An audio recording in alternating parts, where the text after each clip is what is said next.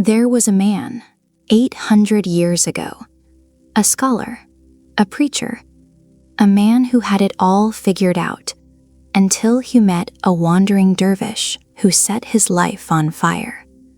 His name was Jalal al-Din Rumi, and he didn't write to be polite. He didn't write to make you comfortable. He wrote because he was burning. He spun around in circles until the dizziness became clarity, until the loss of his beloved friend tore him open so wide that the whole universe fell inside him.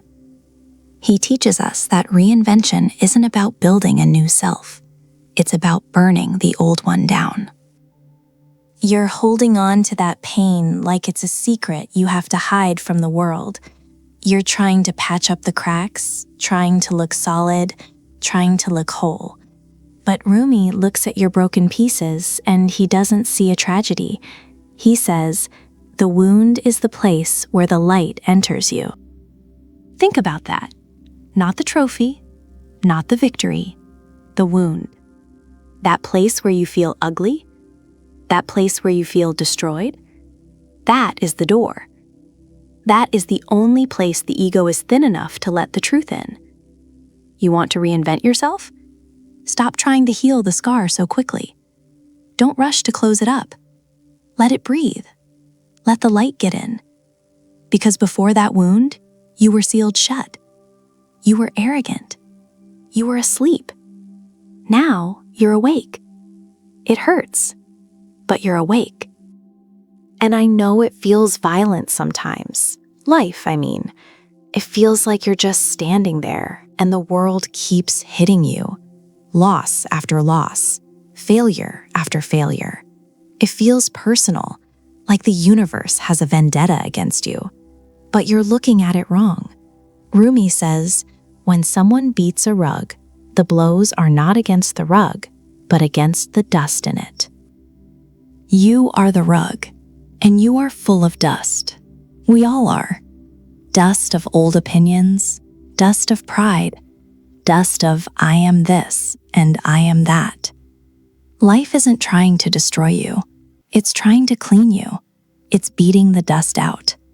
Every setback is just a heavy hand trying to shake loose the things you don't need anymore. You think you're being punished? No, you're being emptied. You're being prepared. You can't be new if you're still full of the old dust. So let the blows come. Stand still in the wind. Let the dirt fly off. But it's annoying, isn't it? The little things, the daily grind, the people who get under your skin, the plans that fall through. You get frustrated. You snap. You want everything to be smooth. But if you are irritated by every rub, how will your mirror be polished? You want to see yourself clearly? You want to shine? You have to be rubbed. You have to be abraded. The friction is the point.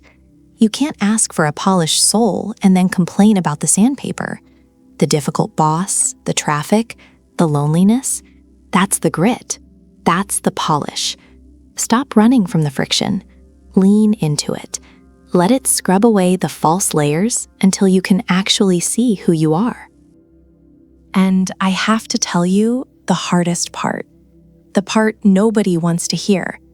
You think you break once and then you're fixed. You think you have the one big cry, the one big breakdown, and then it's over. But Rumi knew better. He said, you have to keep breaking your heart until it opens. Until it opens. Not until it's fixed, until it opens. Like a shell, like a seed. A seed doesn't grow by staying safe inside its casing. It has to destruct. It has to shatter so the life can get out. You have to break.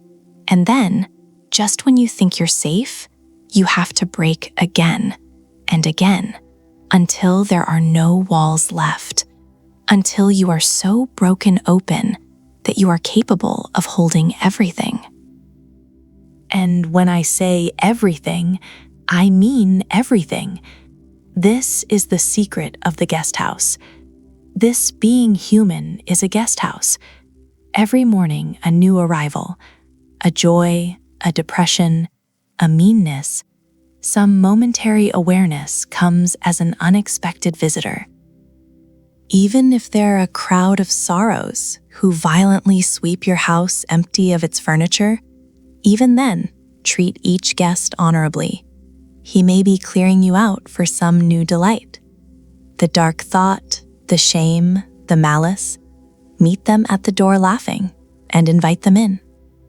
This is how you reinvent yourself, not by barring the door, not by selecting only the happy emotions, but by opening the door wide. You say, "Come in, anxiety. Sit down, have tea. What do you have to teach me?" You say, "Come in, grief. I know you. Stay as long as you need." Because they are just guides. They were sent from beyond. And when you stop fighting the guests, when you stop fearing the wound, when you realize the beating is just cleaning you, that is when the struggle ends. That is when the old self dies, and the new one begins to dance.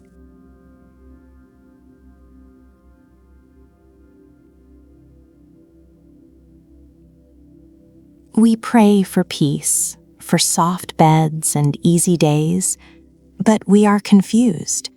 We think the easy path is the blessing, but the easy path is the grave.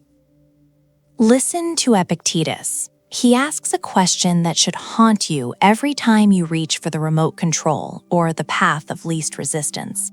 He asks, what would have become of Hercules, do you think, if there had been no lion, hydra, stag, or boar, and no savage criminals to rid the world of? What would he have done in the absence of such challenges? Obviously, he would have just rolled over in bed and gone back to sleep. So by snoring his life away in luxury and comfort, he never would have developed into the mighty Hercules. Think about that image. Hercules, the symbol of ultimate strength, reduced to a man snoring in his sheets, a man drooling on his pillow, soft, weak, forgotten, not because he lacked the potential, but because he lacked the monster. You see, we get it backwards. We think the monsters, the lion, the hydra, the savage criminals, are the bad guys. We think the obstacles in our lives, the debt, the breakup, the illness, the confusion, are the villains preventing us from being happy. But Epictetus is grabbing you by the shoulders and shaking you. He's telling you that the monster is not the villain. The monster is the trainer. Without the Nemean lion, Hercules is just a guy with big arms and no purpose. Without the hydra, he's just a wanderer. The beast gave him his definition. The struggle gave him his name. And who was saying this? This wasn't a king looking down from a golden throne. This was Epictetus, a man who knew about chains, a man who was born a slave, a man whose leg was deliberately broken by his master, leaving him crippled for life. He walked with a limp, but his mind was unbreakable. He didn't have the luxury of Hercules' strength, but he had his own lions: poverty, slavery, pain. He didn't roll over in bed. He didn't curse the gods for making him a slave. He looked at his shackled leg and said, "This is my hydra. This is my stag." And he wrestled with it until he became free, not in body, but in spirit. He reinvented himself from a piece of property into one of the wisest men to ever walk the earth. Now look at yourself.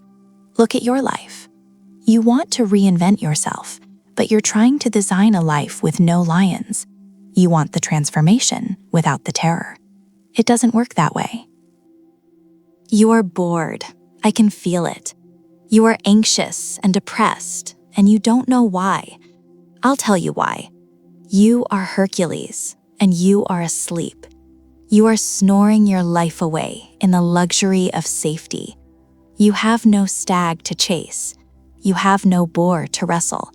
You have surrounded yourself with comforts that are slowly suffocating your soul. You're waiting for the perfect time. You're waiting for the money to be right. You're waiting for permission. That is the snoring. That is the sleep. Reinvention requires a monster. It requires something hard. Maybe it's a project that scares you to death. Maybe it's a conversation you've been avoiding for 5 years. Maybe it's finally facing the addiction, the laziness, the fear. That thing you're running from, that terrifying thing, that is your best friend. Go find your lion. Look for the thing that demands everything you have. Don't pity yourself because things are hard. Pity the man who has it easy. Pity the man who never had to strain, who never had to sweat, who never had to bleed. He is the one who is lost. He is the one who will never know who he is.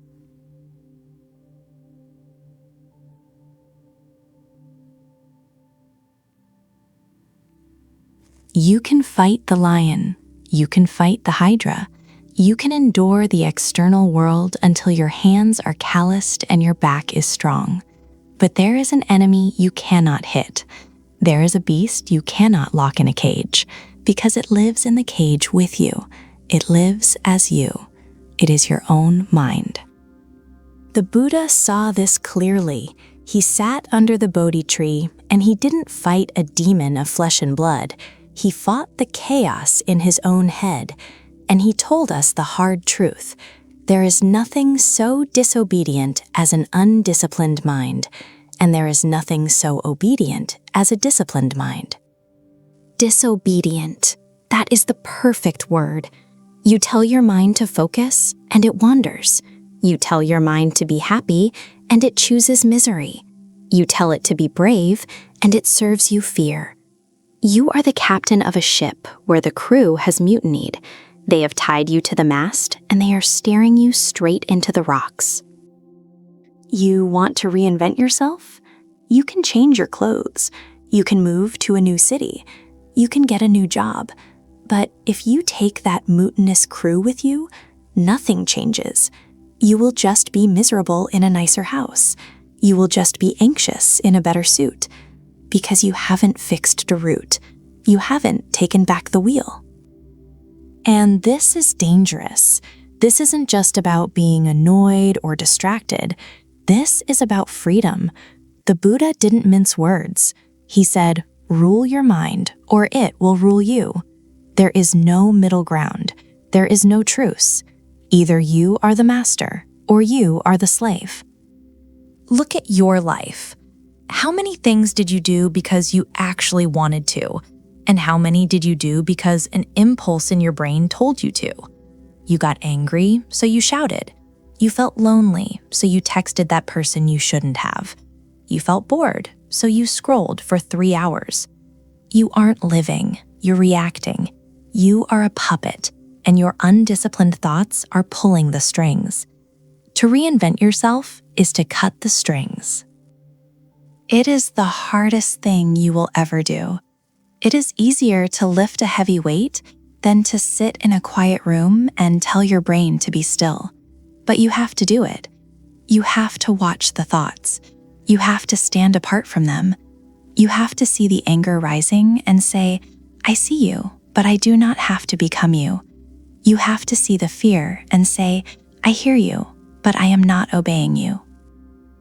That is the disciplined mind. That is the obedient mind the Buddha spoke of. It is not a gift. It is a conquest. And until you win that war, every other victory is just a distraction.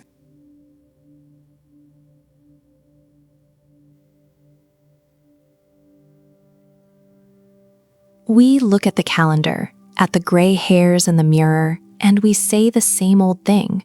We say, life is too short. It feels like a mist. You blink and a decade is gone. You turn your head and the sun is already setting. It feels cruel. But there's a voice from the past, a Roman Stoic named Seneca, who grabs us by the shoulders and tells us to stop lying to ourselves. He looks at our panic and he just shakes his head. He tells us the hard truth. It is not that we have a short time to live, but that we waste a lot of it. That stings, doesn't it? It's not a lack of time, it's a lack of focus. It's a leak in the bucket. We act like we're going to live forever. We kill time as if we have an infinite supply of it. We scroll, we worry about things that haven't happened yet. We chase people who don't love us. We numb ourselves. Seneca calls it heedless luxury. And maybe for him that meant feasts and gold, but for us, it's distraction, it's comfort, it's staying safe in a job that crushes your soul because you think, I'll start my real life later. But later is a dangerous place. Later is where dreams go to die. See, life is long enough, Seneca insists. A sufficiently generous amount has been given to us for the highest achievements, if it were all well invested. Think about that word, invested. Not spent, not burned. Invested. If you actually poured your hours into the things that set your blood on fire, you'd be amazed at how much time you actually have. To learn that language, to build that body, to write that book, to become the person you see in your quietest moments. The time is there. It's sitting right in front of you, waiting to be used. But when it is wasted in heedless luxury and spent on no good activity, the bill comes due, and it's a heavy price. We sleepwalk through the years, drifting, floating, until we hit the wall. We are forced at last by death's final constraint to realize that it has passed away before we knew it was passing. That's the tragedy. It's not death itself. Death is natural. The tragedy is waking up on your deathbed and realizing you never really woke up at all. So if you want to reinvent yourself, you have to stop looking at the clock and start looking at your choices. You have to stop saying, I don't have time. You do. You have a lifetime. So it is, we are not given a short life, but we make it so. And we are not ill-supplied, but wasteful of it. Stop wasting it. Reinvention begins the moment you treat your time with the respect it deserves. It begins when you realize this hour, this very breath, is the only thing you truly own. Don't let it slip through your fingers.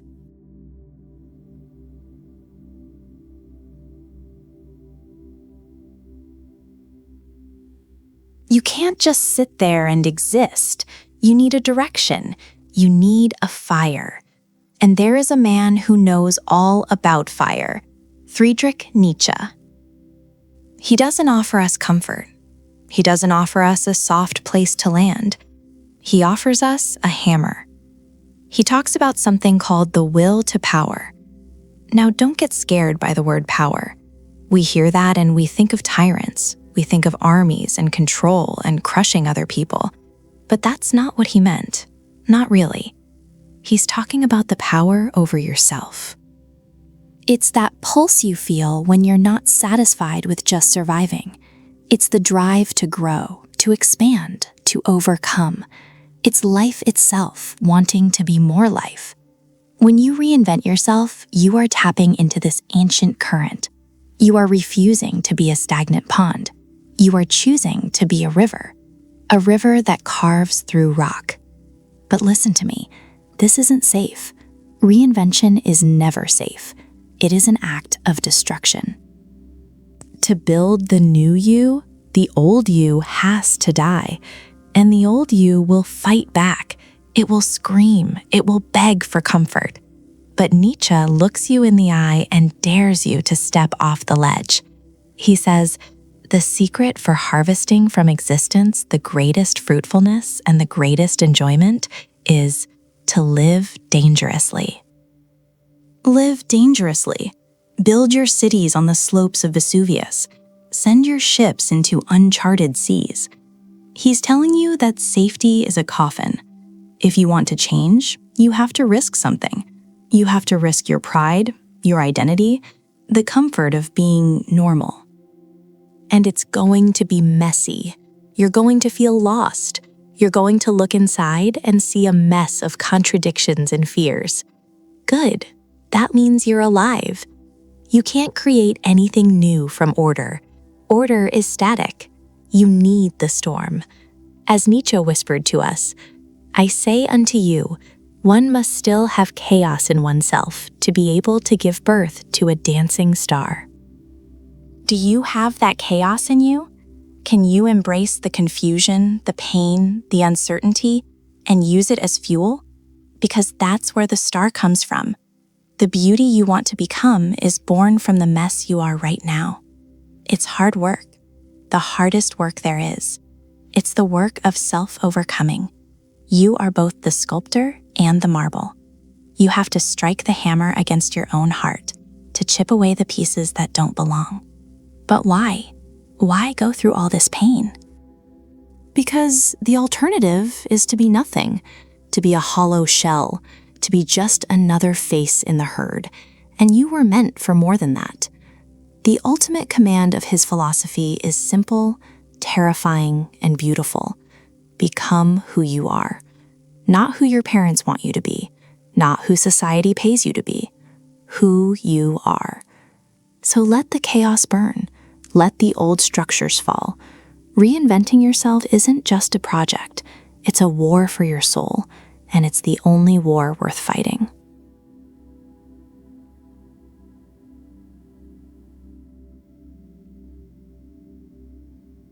Stoics believe that we try to control everything.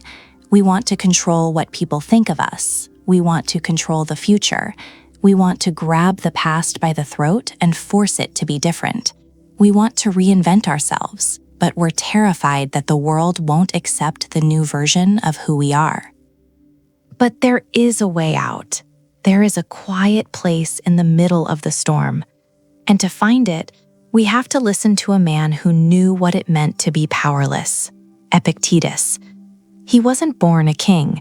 He was born a slave. He walked with a limp. He owned nothing, not even his own body for a long time. But inside he was free. Freer than Caesar. Freer than you and me. He gave us a tool, a razor to cut through the noise. He called it the dichotomy of control. It sounds technical, I know, but it's not. It's survival. He told us, the chief task in life is simply this, to identify and separate matters so that I can say clearly to myself which are externals and not under my control, and which have to do with the choices I actually control. Read that again. The chief task, not a side hobby, the main thing. When you are trying to change your life, this distinction is everything. Because here's the hard truth. Most of what you are worrying about right now isn't yours to hold. You cannot control the economy. You cannot control the traffic. You cannot control your reputation. That lives in other people's minds, and their minds are a chaotic mess just like yours. You can write the most beautiful book in history, and people might hate it. You can build the perfect body, and you might still get sick. You can be the kindest soul in the room, and they might still laugh at you. These are externals. They are the wind. They are the rain. And when you tie your happiness to them, you are a slave. You are a leaf blowing in the street, frantic, helpless, at the mercy of every gust of wind. But there is the other side. There are the choices you actually control. And this is where your power lives. This is the fortress. You control your judgment. You control your impulse. You control your will. You control how you greet the disaster. When the world spits at you, you decide if you wipe it off or if you let it stain your soul. When the plan fails, and it will fail, you decide if you quit or if you pivot. Reinventing yourself requires this separation. If you try to reinvent the outcome, you will burn out. You'll be paralyzed by the what ifs. What if I fail? What if they judge me? Who cares? That's not your business. Your business is the work. Your business is the effort. Think of it like an archer. You are holding the bow. You pull the string back. You aim. You study your breath. You focus everything you have on your form, your release, your intention. That is yours. All of that belongs to you. But the moment the arrow leaves the string, it's gone. A gust of wind might take it, the target might move. It doesn't matter.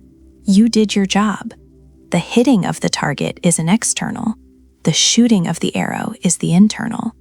We spend our whole lives screaming at the arrow after it's left the bow. So lighten the load. Drop the baggage. You are carrying 1,000 pounds of things you cannot change. Put them down. Stand up straight. Look at your hands. Look at your will. That is enough. That has always been enough. When you finally separate the two, you stop being a victim of your life and you start being the author of it.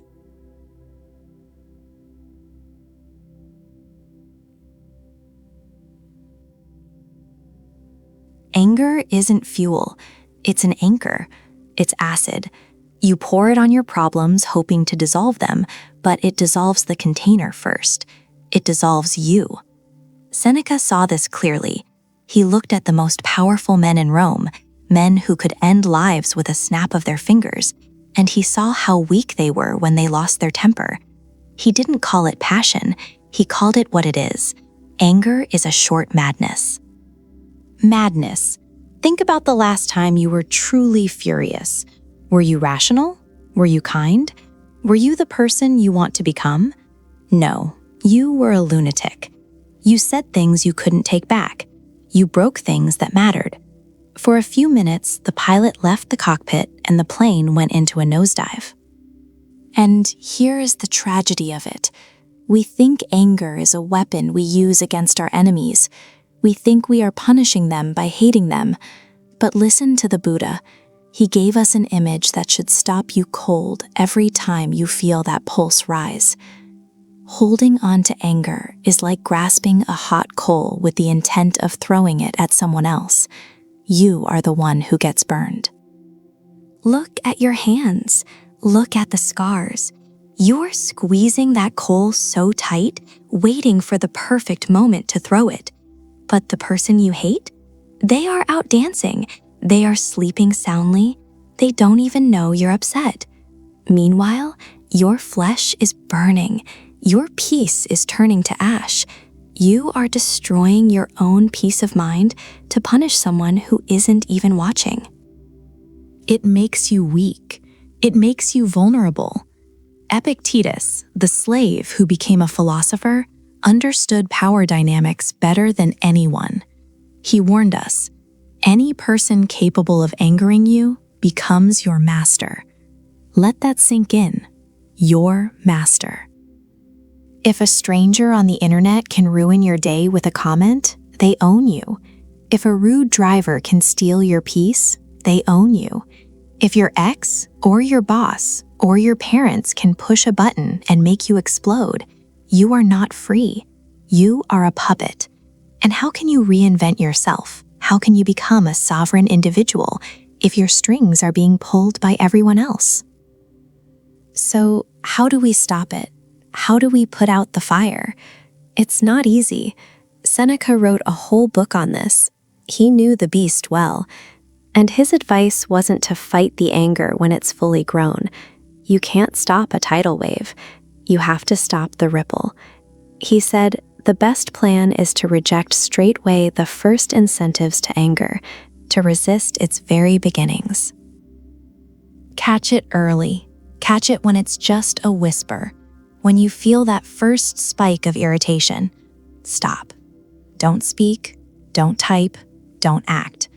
The greatest remedy for anger is delay, Seneca tells us. Just wait. Give it an hour. Give it a day. Time is the water that cools the coal.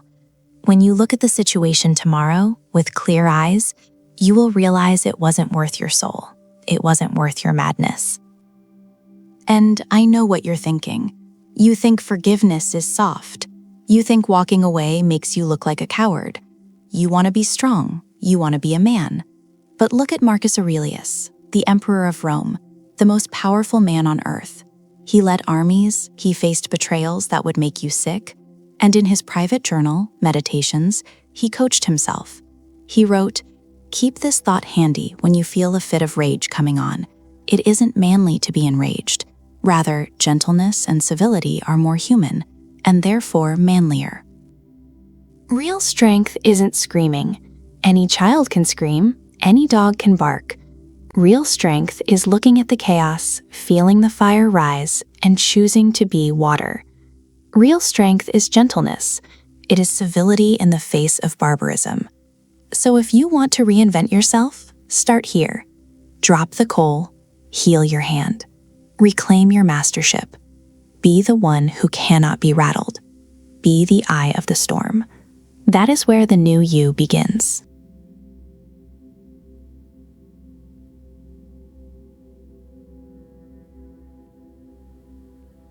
It's exhausting. It wears your soul down to the bone.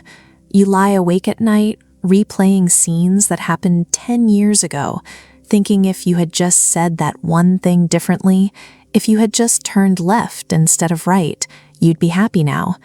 You're haunted by the ghosts of the lives you didn't lead. And it's a heavy burden to carry, this bag of what-ifs and should-haves. But I want to tell you about a different way, a way to set that bag down. It's an old idea, buried in the dust of history, but it burns brighter than any modern promise of quick happiness. They call it Amor Fati, the love of fate. Think of Marcus Aurelius. The man was the emperor of Rome. He had the world at his feet, absolute power. He could have had anything he wanted. But he was also a man surrounded by plague, by war, by betrayal. He was writing notes to himself, probably by the light of a flickering lamp in a cold tent near the front lines. And in those quiet, desperate moments, he didn't write about how unfair it all was. He didn't ask for a different life. He wrote, "To love only what happens, what was destined, no greater harmony." Harmony, that's the word that sticks. When you stop screaming against the wind, you can finally hear the music. He understood that everything that happens to you, the lost jobs, the heartbreaks, the rainy days, the sudden turns, it's all part of the fabric. You can't rip out the dark threads without unraveling the whole tapestry. To love only what happens, not to tolerate it, not to put up with it, to love it.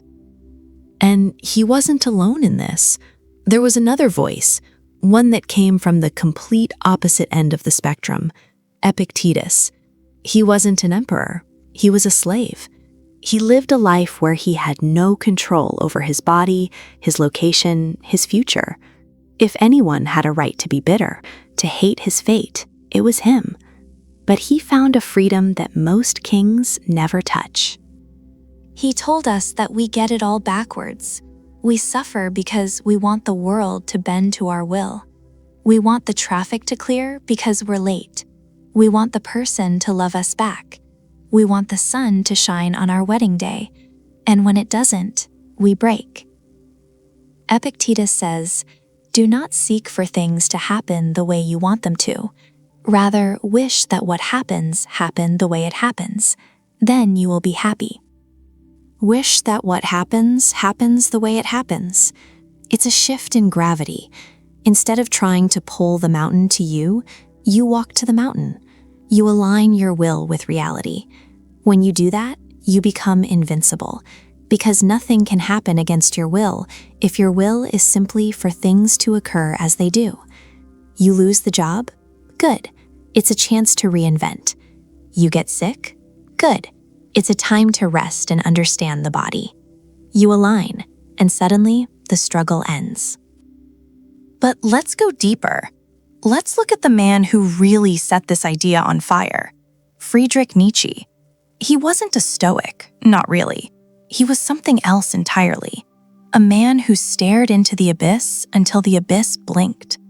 He lived a life of immense physical pain, solitude, and madness, and yet he didn't just want us to accept our fate, he wanted us to be ecstatic about it. He gave us a formula. He said, "My formula for greatness in a human being is Amor Fati, that one wants nothing to be different, not forward, not backward, not in all eternity, not backward, not forward, not in all eternity. He's talking about the eternal recurrence, the idea that if you had to live this exact life over and over again, infinite times, every tear, every smile, every mistake, every ache, would you do it? Would you say yes? Nietzsche challenges you. He says, not merely bear what is necessary, still less conceal it, but love it. That is the challenge, to look at your scars and say, I love you because you made me. To look at the person who broke your heart and say, I love that it happened because it taught me how to bleed and how to heal. To look at the chaotic, unscripted mess of your existence and say, yes, this, exactly this. So stop wishing you are someone else. Stop wishing you are somewhere else. You are here. You are you. And this moment, right now, it's exactly what it needs to be. Love it, because it's yours, and it's the only one you're ever going to get.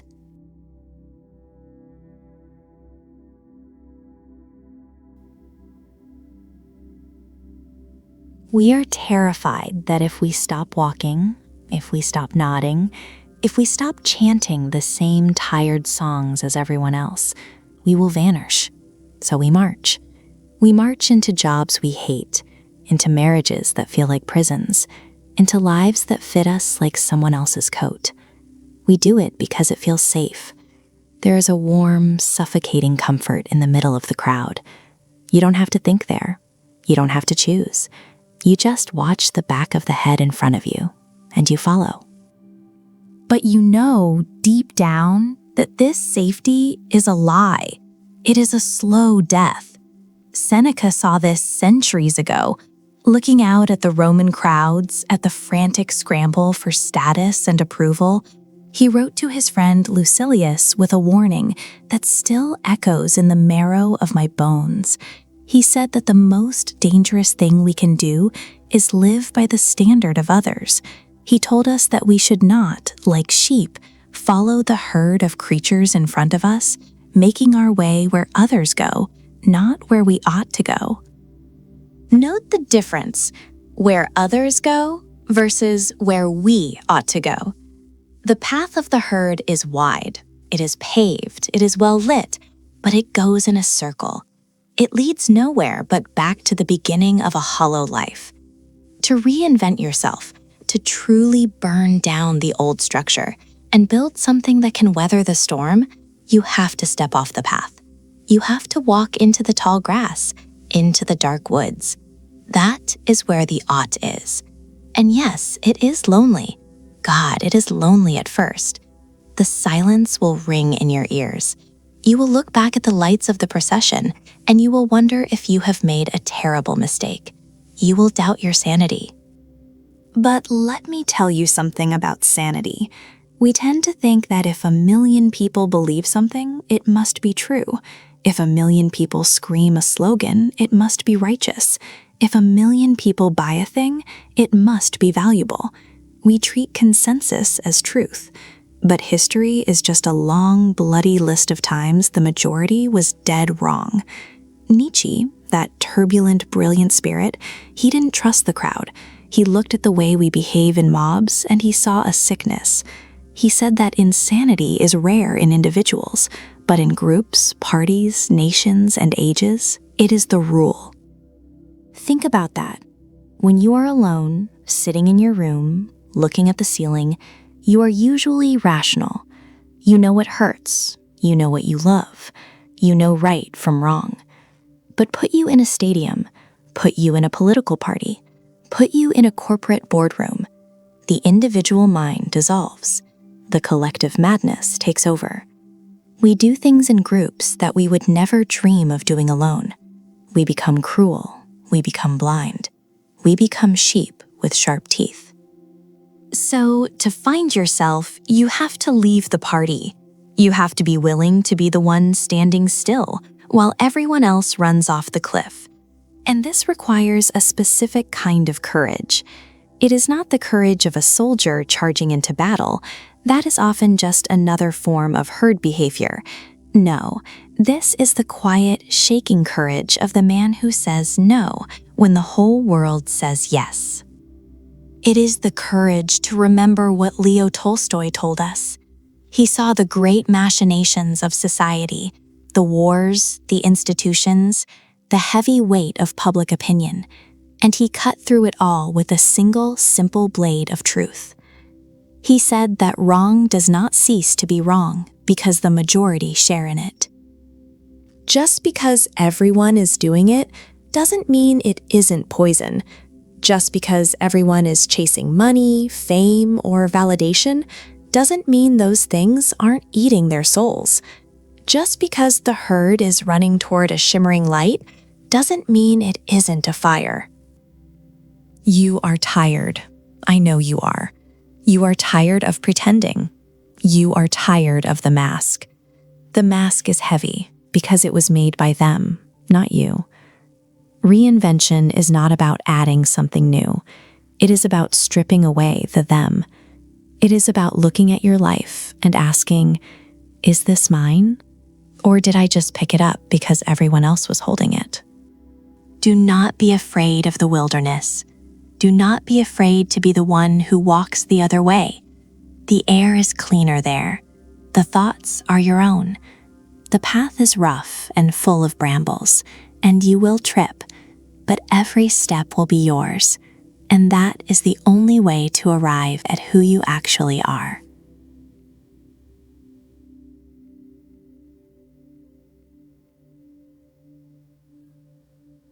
We treat pain like it's a mistake, like a glitch in the system that needs to be patched over with distraction and noise. We think that if we are suffering, we must have done something wrong, or worse, that the universe has turned its back on us. But that is a lie, a comfortable, dangerous lie. But there is a different way, a harder way. The Buddha, in his infinite stillness, whispered a truth we often ignore. He said, "When it hurts, observe. Life is trying to teach you something." Just observe. It sounds too simple, doesn't it? But try it. When the grief comes, do not slam the door. Invite it in. Sit with it. It's not a punishment. It's a lesson wrapped in sandpaper. It's the universe grabbing you by the shoulders, shaking you awake, demanding you pay attention to what matters. We get soft. That's the problem. We crave comfort, but comfort is a slow death for the soul. Seneca knew this. He looked at the men of his time, soft and pampered, and he shook his head. He told us that difficulties strengthen the mind, as labor does the body. Think about your hands. If you never lift a stone, if you never pull a rope, your skin remains smooth, delicate, useless. You need the callus. You need the muscle tearing so it can knit back together, thicker, stronger. Your spirit is no different. It needs resistance. It needs the weight of the world sometimes, just so it learns how to stand up straight. But I know it's annoying. It feels unfair. We just want a day where nothing goes wrong, where the road is flat. We get angry when things chafe against us. And that is when I remember Rumi. Rumi, who danced with the divine, he asks us the question that stops me dead in my tracks every time. He asks, if you are irritated by every rub, how will your mirror be polished? See, that's what you are, a mirror. You are here to reflect the light, to reflect the truth. But we are covered in dust. We are covered in the grime of our ego, our fears, our petty jealousies. Suffering is not a weapon. It is a cloth. It's the friction. It scrubs hard. It hurts. It leaves us raw. But if you flinch at every rub, if you scream at the cloth, you stay dirty. You stay dull. You never get to see who you really are beneath the grime. There is a brutality to this, of course, I won't lie to you and say it's all poetry and light. Sometimes it feels like it might destroy you. Nietzsche understood the violence of becoming who you are. He didn't offer us comfort. He offered us a challenge. He said, "What does not kill me makes me stronger." We put that on posters now. We say it casually, but feel the weight of it. It implies that life tried to kill you, that the sorrow was heavy enough to crush your lungs, that the betrayal was sharp enough to stop your heart. But it didn't. You are still here, breathing. And because you survived the fire, you are no longer the same wood that went into it. You are charcoal. You are hardened. You are something else entirely. So stop asking for an easy life. Stop praying for the friction to stop. It's a waste of breath. Seneca returns to us with one final undeniable truth. He reminds us that a gem cannot be polished without friction, nor a man without trials. You are the gem. You are the stone in the tumbler. The noise, the crashing, the tumbling, that is the process. It is the only process. Without the friction, you are just a rock, common, dull, forgotten.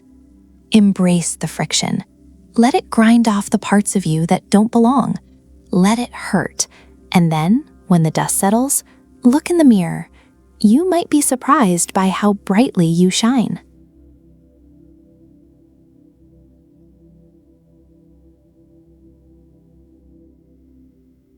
You know, we have this obsession with the extreme. I've seen it in myself, and I see it in you. We think that to change, to really reinvent who we are, we have to burn the house down. We think we need to sprint until our lungs bleed, or else we aren't trying hard enough. We live in a world of all or nothing. You're either grinding yourself to dust, or you're rotting on the couch. You're either screaming, or you're silent. We swing like a violent pendulum, back and forth, smashing into the walls of our own lives, wondering why we're so bruised, wondering why we're so tired. But the ancients, they knew something we've forgotten. They knew that the truth isn't at the edges, it's in the center. It reminds me of Aristotle. He wasn't just talking about ethics, he was talking about sanity. He spoke of the golden mean. It sounds fancy, doesn't it? But it's actually terrifyingly simple. He said that virtue, that thing we are all chasing, that better version of ourselves, is just a midpoint. It is the fragile, quiet balance between two vices. It's a tightrope walk. Think about courage. We all want to be brave, especially when we are trying to start over. But Aristotle would ask you to look closer. If you have too little courage, you're a coward. You freeze. You let life happen to you instead of making it happen. That's a vice. But, and here's the trick, if you have too much courage, if you have no fear at all, you aren't a hero, you're reckless. You're a fool rushing into a burning building without a plan. That's a vice too. The reinvention doesn't happen in the cowardice, and it doesn't happen in the recklessness. It happens in the sweet spot, the golden mean. That precise, difficult place where you act despite the fear, but with wisdom. That is where the new you is waiting. And it's hard. God, it is so hard to stay there because the edges are seductive. It feels good to be obsessive. It feels safe to be lazy. But the middle requires constant attention. There is a story from the Buddha that haunts me. It's so delicate, yet it carries the weight of the world. He talked about the middle way, but he explained it like a musician. Think of a sitar, or a guitar if that's closer to your heart. It has strings. And your soul is just like that string. The Buddha said, if the string is too tight, it snaps. We know that feeling, don't we? That's burnout. That's when you push yourself so hard to be perfect, to be successful, to be reinvented, that you shatter. You pull the tension so high that the music dies because the instrument breaks. You can't play a song on a broken string. But then he said, if it is too loose, it will not play. That's the apathy. That's when you give up. When you say, nothing matters, so why try? You go slack. And a slack string makes no sound. There's no resonance, no vibration, just a dull, empty thud. So where's the music? Where's the enlightenment? It is in the middle way. It is tuned, not so tight that it breaks, not so loose that it sleeps. It is tension, yes, but it is tuned tension. That is the only place where the note rings true. So if you are trying to build a new life, stop running to the extremes. Stop thinking you have to destroy yourself to find yourself. And stop thinking that doing nothing will bring you peace. You have to tune your life. You have to find that golden mean. You have to tighten the areas where you have been lazy and loosen the areas where you have been cruel to yourself. It isn't as dramatic as the extremes. It doesn't scream for attention, but it sings. And that song, that is the sound of a life actually being lived.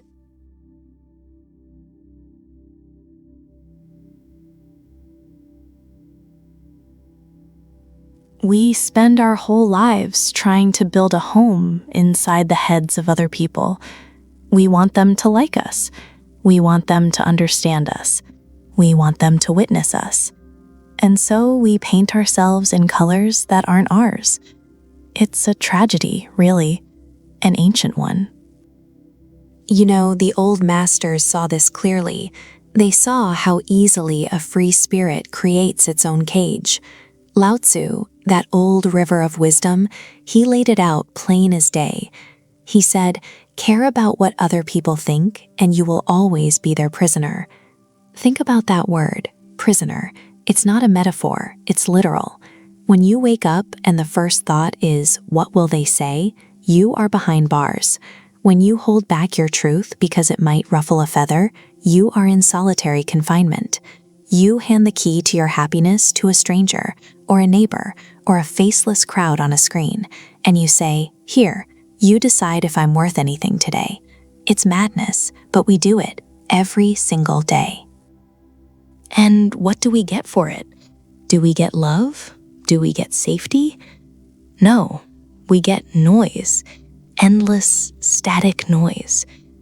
It makes me think of Marcus Aurelius, the emperor, the most powerful man on earth, yet he was writing notes to himself just to keep his head above water. He knew about the noise. He knew that if he listened to the cheers or the jeers of the mob, he'd drown. In his meditations, which are really just a man whispering to his own soul in the dark, he wrote something that hits me in the chest every time I read it. He said, the tranquility comes when you stop caring what they say or think or do. Care only about what you do. That's the secret, isn't it? The tranquility, the quiet. We are all so desperate for peace, chasing it in vacations and bottles and distractions, but the peace is right there. It's on the other side of I don't care. It's realizing that their opinions are just weather. They are clouds passing over a mountain. The mountain doesn't bow to the cloud. The mountain doesn't ask the rain for permission to stand. It just stands. You have to be the mountain. You have to look at your own hands, your own actions, and say, this is mine. This is enough.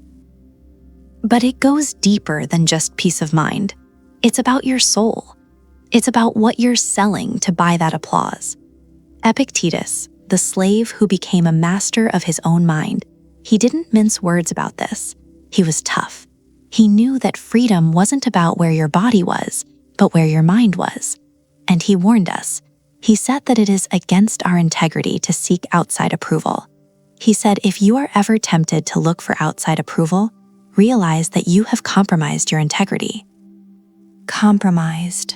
That's a scary word. It means you've broken something fundamental. It means you've traded gold for dust. When you look outside for validation, you are telling the universe that your own judgment is invalid. You are saying, I do not trust myself. And once you stop trusting yourself, the foundation cracks. You become a hollow shell, echoing whatever sound is shouted into you. You become a ghost in your own life. So I'm asking you to stop. Just stop. Put down the weight. It was never yours to carry. Let people think you're foolish. Let them think you're wrong. Let them think you're lost. Let them misunderstand you. It's okay. In fact, it's necessary. Their misunderstanding is not your problem. Their judgment is not your reality. You have to reach a point where your own opinion of yourself is the only one that tips the scale. It's lonely at first, sure. The air is thinner up there, but it's clear. And for the first time in a long time, you'll be able to hear your own voice. You'll look in the mirror and see a stranger staring back, a stranger who is finally, terrifyingly, beautifully free. Break the chains. Walk out of the cell. The door was never locked.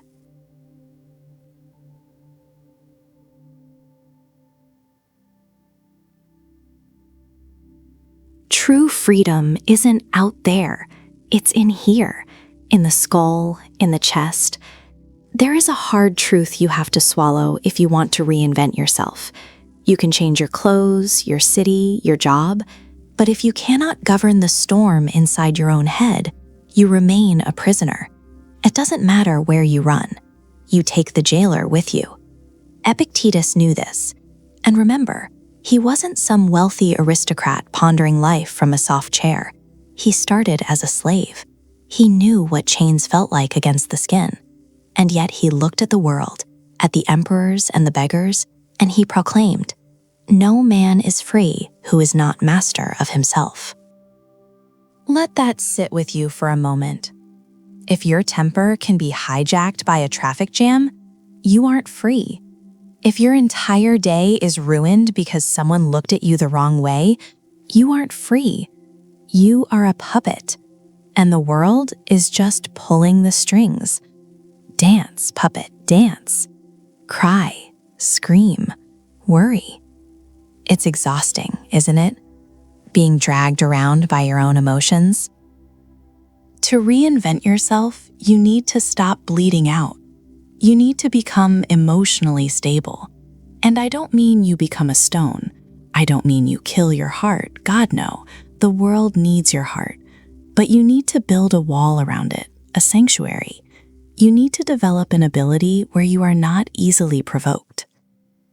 Think about the last time you got angry, really angry. Did you feel strong? In the moment, maybe. The adrenaline lies to us. It tells us we are powerful when we scream. But look at the aftermath, the regret, the shaking hands, the words you can't take back. That isn't power. That is fragility. It means you were easily broken. Marcus Aurelius, he was the emperor of Rome. He had the power to burn nations to the ground with a wave of his hand. He had every vice, every luxury, every temptation available to him. And what did he fight for? Not more land. He fought for sanity.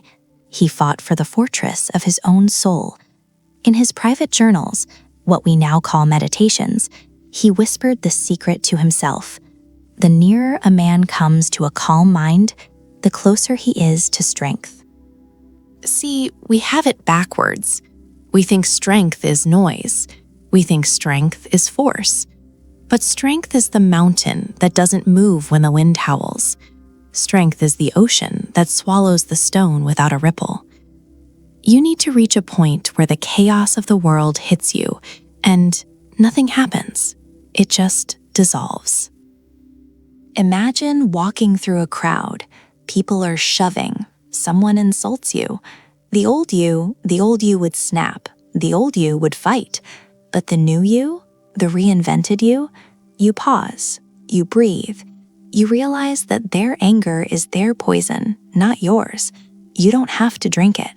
That is the superpower, the pause.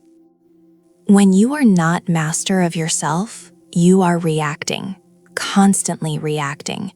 You are a leaf in a hurricane. But when you master your mind, when you steady your emotions, you stop reacting and you start acting. You start living on your own terms. It is a lonely path sometimes because everyone else is addicted to the drama.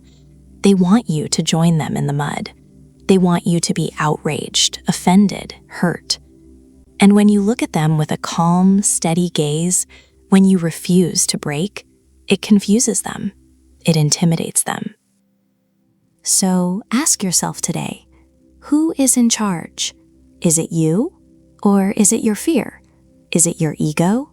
Is it the news anchor? Is it the memory of what someone said to you 10 years ago? Take the reins back. It's a messy fight. You will fail. You will lose your temper again. You will get anxious again. That's okay. We are human. But come back. Always come back to the center. Build that calmness, brick by brick, breath by breath.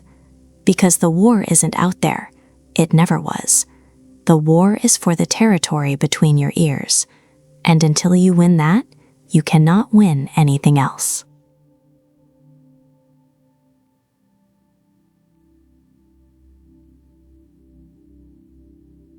You are fighting battles that haven't even started. You are mourning losses that haven't happened. You are bleeding from wounds that don't exist. It's exhausting, isn't it? Being a time traveler who only visits the worst possible futures. We have this tragic habit of borrowing suffering.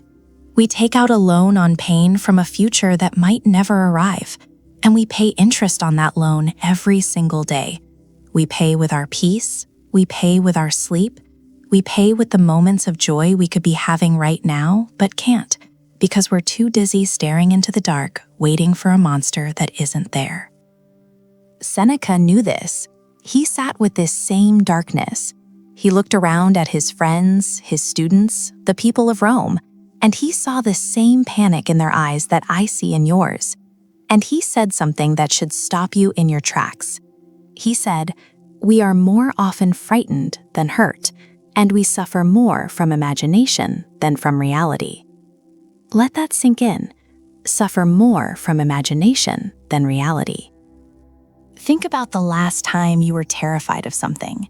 Maybe a difficult conversation, a financial hit, a medical test. How many days did you lose to dread? How many scenarios did your mind invent? 10? 100? You lived through every single one of them in your head. You felt the heartbreak, the shame, the ruin. And then, when the moment finally came, was it ever as catastrophic as the movie playing in your mind? Rarely. But even if it was hard, you only had to live through it once. In your mind, you lived through it 1,000 times. That is the tragedy. We are the architects of our own hells. Seneca called these groundless fears. He wrote letters trying to shake his friends awake, trying to shake us awake across the centuries. He tells us that even bad fortune is fickle. It's unreliable. You're so sure disaster is coming? Why? Because you feel it? Feelings aren't facts. He says, perhaps it will come, perhaps not. In the meantime, it is not. In the meantime, it is not. That is the only truth you have. Right here, right now. The disaster is not here. So why are you inviting it in? Why are you setting a place for it at the dinner table? He puts it even more plainly in a letter to his friend Lucilius. You can almost hear the desperation in his voice, the desire to protect a friend from his own mind. He says, "What I advise you to do is not to be unhappy before the crisis comes." It sounds so simple, but it's radical. He tells us that the dangers we turn pale over, the things we tremble at, they might never come upon us. They certainly haven't come yet. But we don't listen. We act as if the worst-case scenario is a promise. We treat might happen as will happen. Seneca warned us about this. He said, "Some things torment us more than they ought. Some torment us before they ought. and some torment us when they ought not to torment us at all. We are in the habit of exaggerating sorrow, imagining it, anticipating it. We run toward the cliff edge before we've even left the house. And it's not just Seneca. Epictetus, that crippled slave who found freedom in his mind, he saw it too. He looked at the anxious crowds and realized the truth. Man is not worried by real problems, he said, so much as by his imagined anxieties about real problems. The event itself is manageable. Losing a job is hard, but you can take action. A breakup is painful, but you can heal. Those are real problems. But the story you tell yourself about them, the story that says, I will never recover, I am ruined, it's all over, that is the imagined anxiety. That is what breaks you. The event is a single blow. The anxiety is 1,000 cuts, day after day, inflicted by your own hand. So look forward to better things, not because you're naive, not because you're ignoring the darkness, but because the darkness hasn't earned your attention yet. Don't pay the debt before the bill arrives. The future is a ghost. It has no teeth unless you give them to it. Stay here. Stay in the reality. It's the only place you can actually live.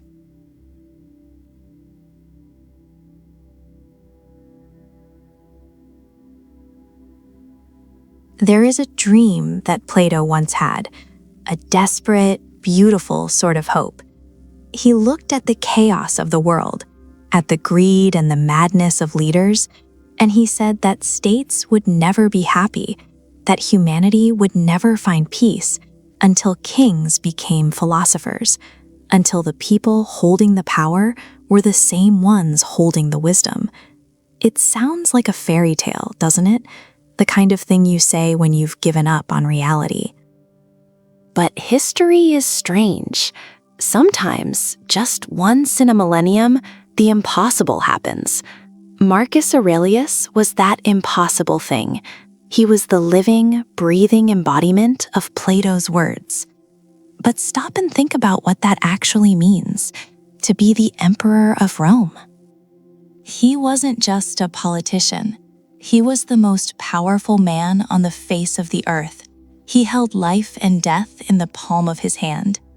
When you sit on a throne that high, the air gets thin. You would expect him to be obsessed with how he looked. You'd think he would need the Senate to clap for him, the army to chant his name, the people to throw flowers at his feet. That's the trap of power, isn't it? The ego feeds on the noise. It needs the validation. It needs to be told over and over, you are great, you are a god. But Marcus, he didn't care. He looked at the applause and he saw it for what it was. Noise, clacking tongues, temporary madness.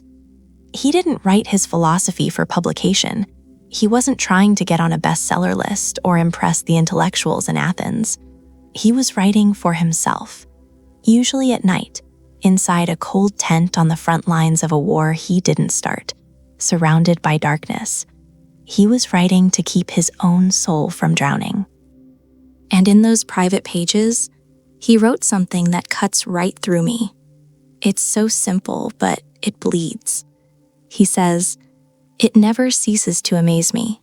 We all love ourselves more than other people, but care more about their opinion than our own." Let that sit with you for a second. It's absurd. It's almost a joke. We are the center of our own universes. We protect our bodies, we chase our own desires, we feel our own pain more sharply than anyone else's. And yet, we hand the keys to our happiness over to strangers. We let people we don't even like determine our worth. Why do we do this? We are terrified of being misunderstood. We are terrified of this silence that comes when the clapping stops. So we perform. We put on the mask. We dance for the approval of a crowd that, quite frankly, doesn't care about us. Marcus saw this 2,000 years ago, and nothing has changed. We just have different crowds now.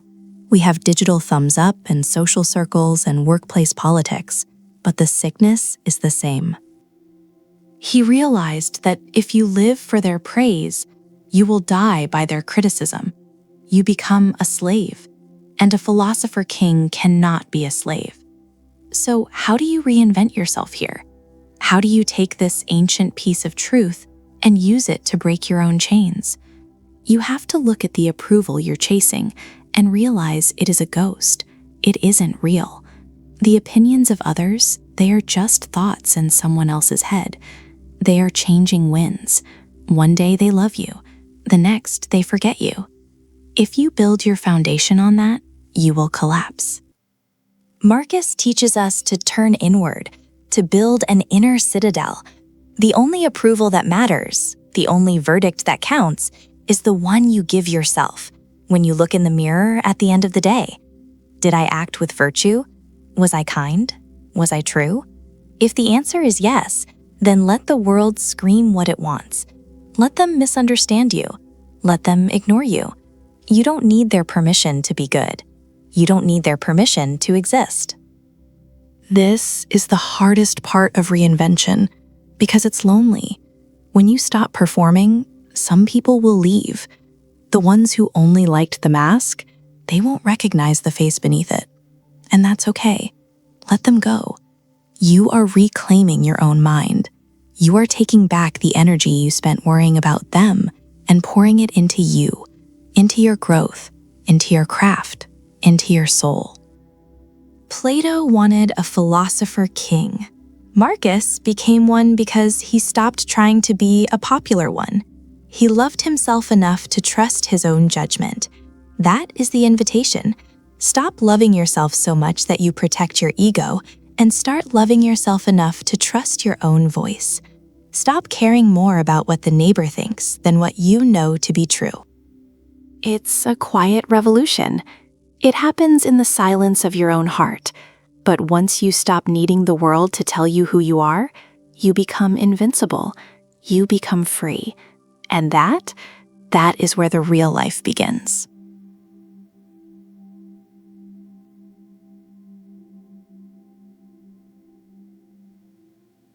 There's this story, maybe you've heard it, maybe you haven't, about a man who finds Gautama Buddha. And this man is desperate. You can hear it in his voice, that frantic, aching human need. He says, "I want happiness." Just like that. 3 words that hold the weight of the whole world. I want happiness. And the Buddha looks at him. He doesn't give him a map. He doesn't give him a mantra to chant 1,000 times. He just smiles that quiet, knowing smile and says, "First, remove I." That's ego. Think about that. The I, the story you tell yourself about who you are, the victim, the hero, the failure, the one who was wronged. It's so heavy, isn't it? Carrying that I around all day. Then Buddha says, then remove want. That's desire. The wanting, the hunger, the constant itching belief that this moment right here isn't enough, that you need something else, something more, something over there to be okay. And then he delivers the truth that stops your heart. He says, see, now you are left with only happiness. It sounds simple, but it is the hardest thing you will ever do. Because we love our chains. We are in love with our own suffering. Because at least it feels familiar. But look at the man who said those words. Look at Siddhartha. He didn't start as the Buddha. He started as a prince. He had the kind of life most people would kill for. He lived in a palace where the floors were cool marble and the air smelled like jasmine. His father, the king, was terrified of pain, so he built high walls. He hid the world. He made sure Siddhartha never saw a wilted flower, let alone a dying man. It was a paradise, a golden cage. But the soul knows when it's suffocating. So Siddhartha goes out. He takes a chariot ride outside the walls, and for the first time, the illusion cracks. He sees an old man, bent double, gasping for air. He sees a sick man, trembling in his own filth. He sees a corpse, stiff and cold, being carried to the fire. And he breaks. He realizes that everything he has, the silk robes, the dancing girls, the jewels, it's all just dust waiting to happen. How can you enjoy the feast when you know the house is burning down? He couldn't unsee it, that raw, naked impermanence. So he did the unthinkable. He walked away. In the middle of the night, he looked at his sleeping wife and his newborn son, and he left. He subtracted the royalty. He subtracted the comfort. He cut off his long, beautiful hair and traded his silk for rags. He went into the forest to find the answer to suffering. And he went to the extremes. He thought, if indulgence is the trap, then pain must be the key. So he starved himself. He stopped breathing for long minutes. He lived on a single grain of rice a day. He became a skeleton with skin stretched over it. He looked like death. He subtracted so much that he almost subtracted his own life. But as he lay there, weak, dying in the mud, he realized something. This wasn't it either. This was just another form of wanting. He was wanting to be holy. He was wanting to conquer the body. It was still ego.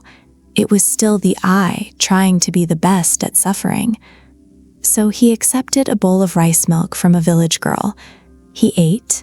He sat under the Bodhi tree, and he made a resolve. He said, I will not move from this spot until I understand. He stopped fighting. He stopped running. He stopped adding.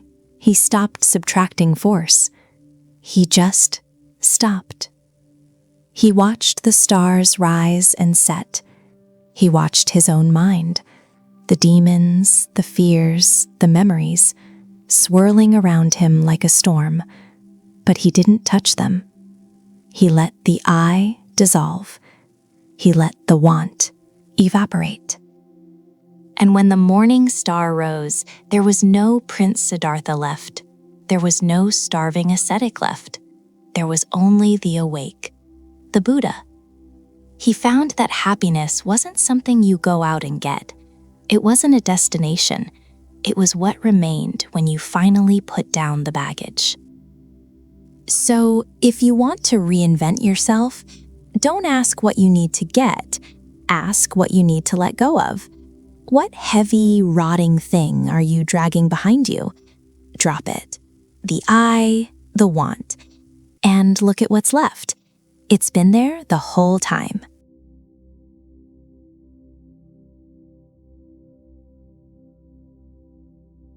That comfort is the killer of your dreams. It's velvet lined, sure. It's warm, but the lid is closed, and you are suffocating in there. You just don't know it yet because the air ran out so slowly. If you want to reinvent yourself, and I mean truly change, not just paint a new color on the rotting wood of your old life, you have to break out of that box. You have to choose discomfort. You have to invite the cold in. There was a man, a long time ago, who understood this better than any of us. Nietzsche, a man with a mustache thick enough to hide a smile, though I don't think he smiled much. He saw us. He saw how we cower. He saw how we trade our vitality for a little bit of security, and he screamed at us across the centuries.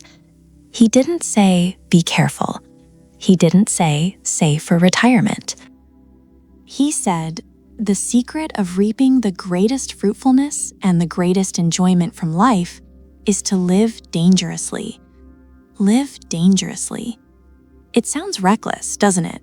Like driving without brakes. But that's not what he meant. He wasn't talking about stupidity. He was talking about the geography of your soul. He told us to build your cities on the slopes of Vesuvius. Think about that image. Vesuvius, a volcano, a ticking time bomb of fire and ash. Why would you build a city there? Why would you lay bricks on ground that shakes?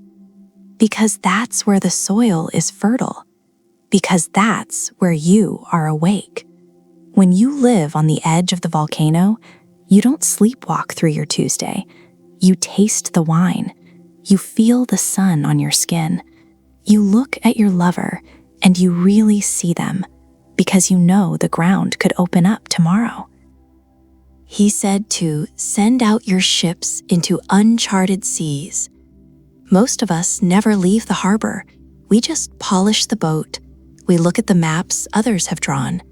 But you cannot find yourself on someone else's map. You have to sail off the edge of the known world. And yes, there be monsters there. There be storms. But there is also the new world. And if Nietzsche is too loud for you, too aggressive, then listen to the mystics. Listen to Rumi. He was gentle, usually, but on this he was fierce. He saw us clinging to our little reputations, our little dignities. We are so afraid of looking foolish. We are so afraid of failing. We plan, we strategize, we create spreadsheets for our lives. Rumi looked at all that prudence and he laughed. He said, I have tried prudent planning long enough. From now on, I'll be mad. Madness, that's what he called it. Not insanity, but a divine sort of recklessness. He told us to run from what's comfortable, to actually run away from it like it's a burning building. Forget safety. Live where you fear to live. Destroy your reputation. Be notorious. Be notorious. When was the last time you risked your reputation for something true? When was the last time you didn't care what the neighbors thought? We are prisoners of other people's eyes. We act out a script we didn't write, just to get a round of polite applause at the end. Rumi says, burn the script. Let them call you crazy. Let them whisper. At least you'll be free. And if you think this is all just talk, just pretty words from poets and philosophers sitting in ivory towers, you haven't met Diogenes. Diogenes didn't just talk, he lived it. He was a cynic, but not the way we use that word today. He wasn't bitter. He was just unimpressed. Unimpressed by our fancy robes and our gold coins. He looked at Athens, the height of civilization, and he saw a cage. People running around, stressed about money, stressed about status, bowing to kings. He wanted none of it. So he lived in a jar, a large ceramic tub right there in the street. He owned almost nothing. A cloak, a stick, maybe a bowl, until he saw a child drinking from his hands. And then Diogenes threw the bowl away, realizing he didn't even need that. He had surpassed the child in baggage. He scorned every social norm. He ate in the marketplace. He laughed at the powerful. He sat in the sun and scratched himself and watched the world rush by in a panic. The cynics, his people, they argued that everything we chase, the soft beds, the accolades, the power, it all just makes us weak. It makes us dependent. If you need a palace to be happy, you are a slave to the palace. If you need people to like you, you are a slave to their opinion. Diogenes was the only free man in Athens because he couldn't be threatened. You couldn't take his house, he didn't have one. You couldn't ruin his reputation, he didn't care. You couldn't make him uncomfortable because he had already chosen the ultimate discomfort. And in that hardness, he found a joy that the rich men couldn't understand. There is a story that Alexander the Great, the most powerful man in the world, came to visit Diogenes. Alexander stood over him, casting a shadow, and said, I am Alexander the Great. Ask of me anything you wish, and I will grant it. And Diogenes, looking up from his tub, squinting against the silhouette of the conqueror, just said, Stand a little out of my sun. That is the power of choosing discomfort. You don't need the king. You just need the sun. So how do we do this? How do we reinvent ourselves in this fire? You don't have to move into a tub. You don't have to sell everything you own today.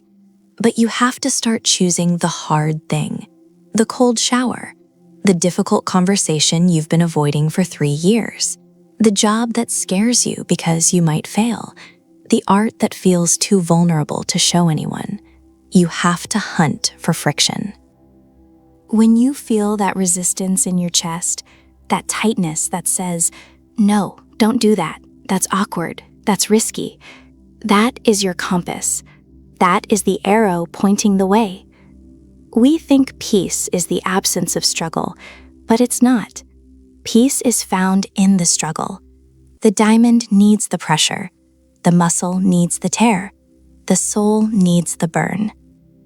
Stop trying to prudent plan your way to a new self. You cannot think your way into a new way of acting. You have to act your way into a new way of thinking. And that action must be uncomfortable. If you are comfortable right now, be careful. You might be asleep. Wake up. Go to the edge of the cliff. Look down. Feel the vertigo. That spinning feeling, that's not fear of falling. That's the realization that you can fly, but only if you step off. Build your city on the volcano. Be notorious. Be mad.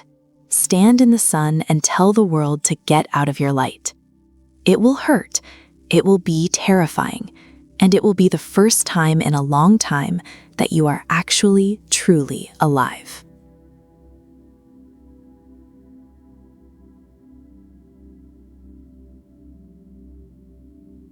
Think about Seneca.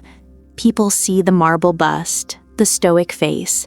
They read the quotes on Instagram and think he was some detached sage living in a flawless ivory tower. But he wasn't. He was a man who lived in the mouth of a volcano. His life was a catastrophe, a beautiful, terrifying catastrophe. He didn't just write about suffering because it sounded poetic. He wrote about it because it was his roommate. From the start, his body betrayed him. He had chronic asthma. He spent his nights gasping for air, wondering if the next breath would come. He called it practicing how to die. Can you imagine that? Every breath a battle, every night a rehearsal for the end. He lived with the constant rattling wheeze of his own mortality. And the world outside wasn't any safer. He walked the halls of power in Rome, which is just another way of saying he walked on a knife's edge. He saw emperors go mad. He saw friends executed on a whim. He was exiled, thrown away to the desolate rocks of Corsica by the Emperor Claudius. 8 years. 8 years of staring at the sea, stripped of his status, his wealth, his home. Just a man on a rock, waiting. Then he gets called back. And for what? To tutor a boy named Nero. We all know how that ends. He spent years trying to guide a monster, trying to hold back the tide of madness with nothing but words and reason. He lived in the shadow of a tyrant who could snuff him out like a candle. And eventually, Nero did. But look at how Seneca handled it. He didn't crumble. He didn't scream at the heavens. He looked at the wreckage of his life and he built a fortress inside himself. He understood something fundamental. He knew that difficulties strengthen the mind, as labor does the body. You don't get strong by lifting feathers.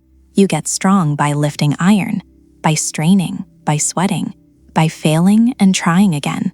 Your mind is the same. If you never have to navigate a crisis, if you never have to rebuild from zero, your mind stays weak, flabby, unprepared. You have to see the heat for what it is.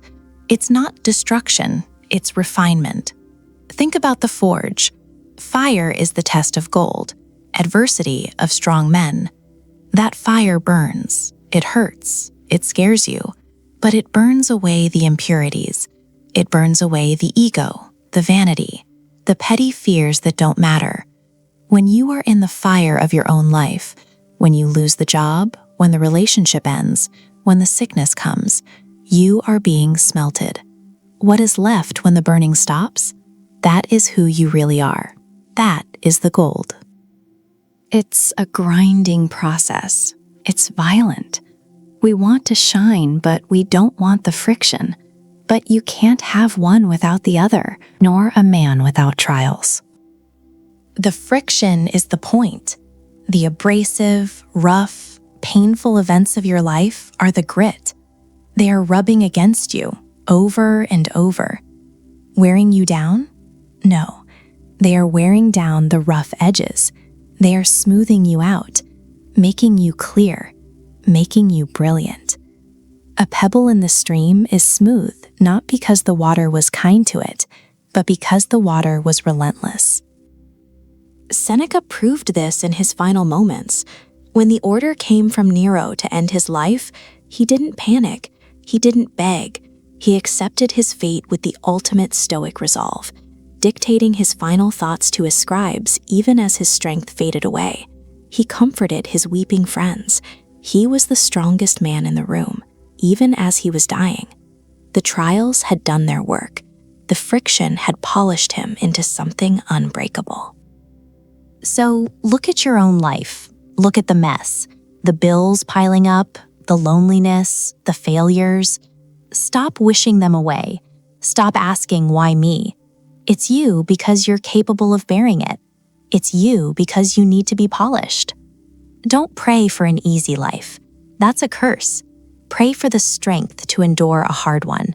Embrace the friction. Let the fire burn, because on the other side of that heat, that's where you find the gold. That's where you find yourself.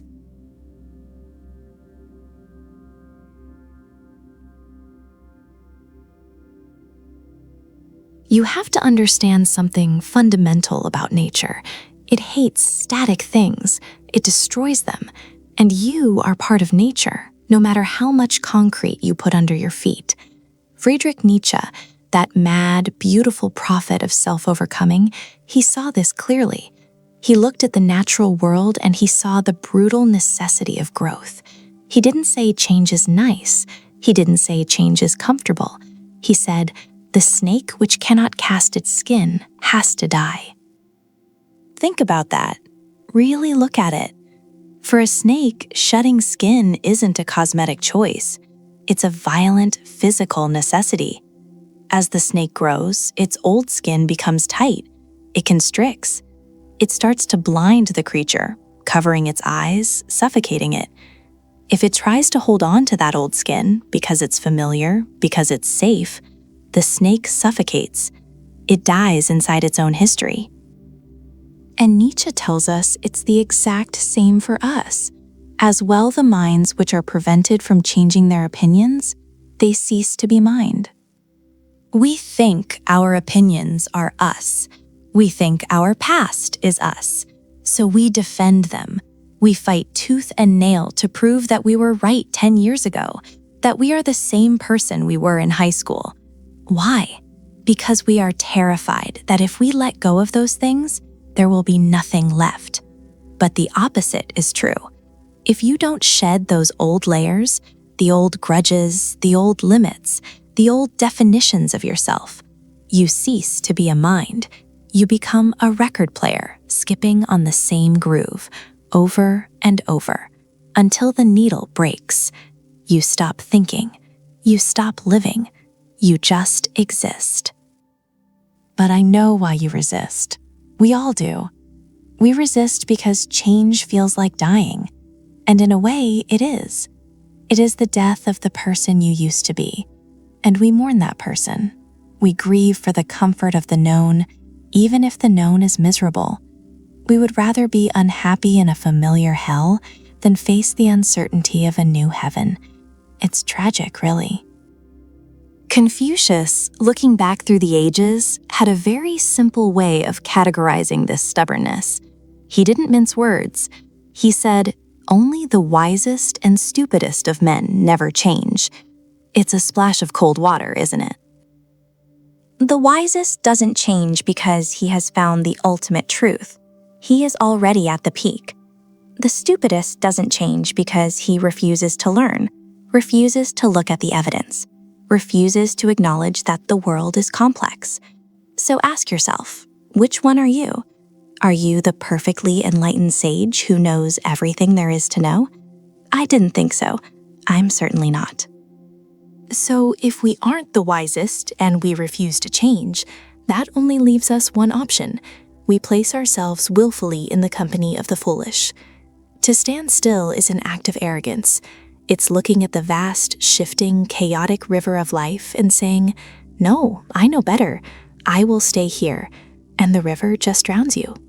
You have to soften. You have to become malleable. The ancients understood that the only way to endure is to flow. If you are rigid, you are brittle. If you are brittle, you will shatter when life hits you, and life will hit you. But if you are like water, if you are willing to take the shape of the vessel, to evaporate and rain down again, you are invincible. Marcus Aurelius knew this weight. He was the emperor of Rome, the most powerful man on earth.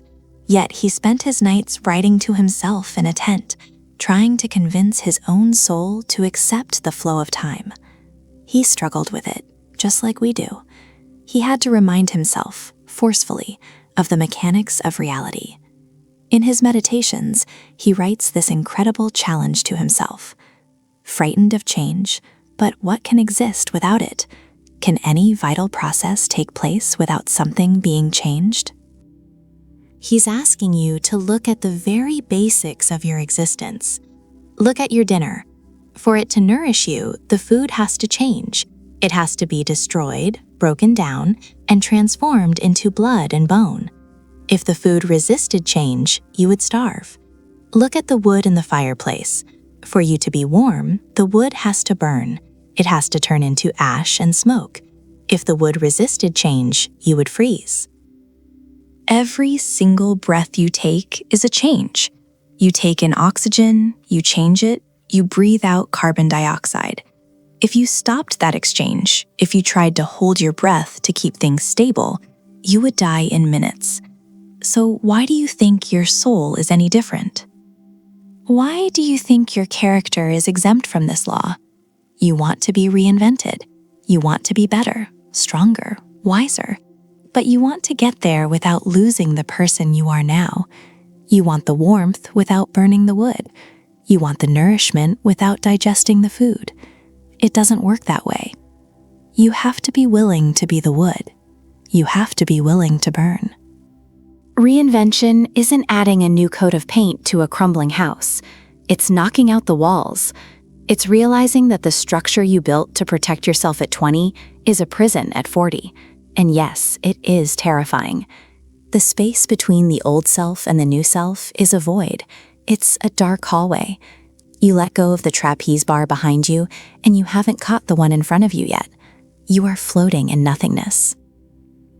That is where the fear lives. But that is also where the magic lives. That void is where you are free. That is where you decide who you are, not based on your past, but based on your potential. So don't resist it. When the world shifts under your feet, don't try to claw your way back to the ledge. Let yourself fall. When your opinions are challenged, don't put up your shields. Let them be shattered. Let the light in. When you feel that skin getting tight, when you feel the itch of stagnation, don't numb it with distractions. Don't run from it. Rub up against the sharp rocks of reality. Struggle. Writhe if you have to. Peel it off. It will be raw underneath. You will feel sensitive. The air will feel cold against your new skin. But you will see colors you couldn't see before. You will move with a speed you forgot you had. You will be alive. Don't be the stone that refuses to move. Don't be the fool who thinks he is finished. Be the fire. Be the river. Be the snake.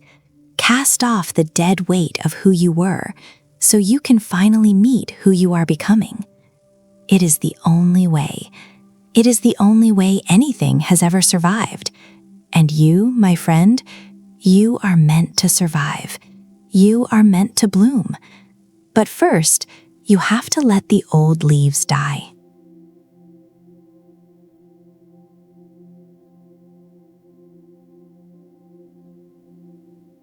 I remember reading Seneca, that old Roman Stoic. He knew. He saw right through us. He saw men running around in circles, frantic, trying to cheat death, trying to buy more time. And he looked at them with this pity, I think, because he understood the great secret. He said, "As is a tale, so is life. Not how long it is, but how good it is what matters." Think about that. When you watch a play or you hear a story, do you judge it by how long it takes to tell? Do you sit there and say, well, that movie was 3 hours long, so it must be better than the one that was 90 minutes? No, of course not. You judge it by the acting. You judge it by the heart.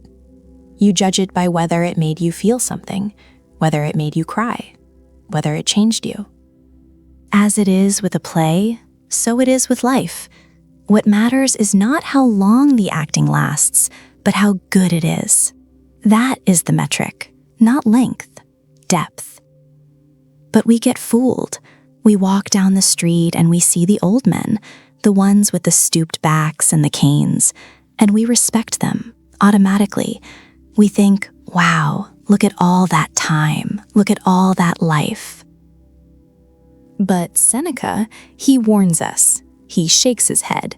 He tells us, so you must not think a man has lived long because he has white hair and wrinkles. He has not lived long, just existed long. That hits hard, doesn't it?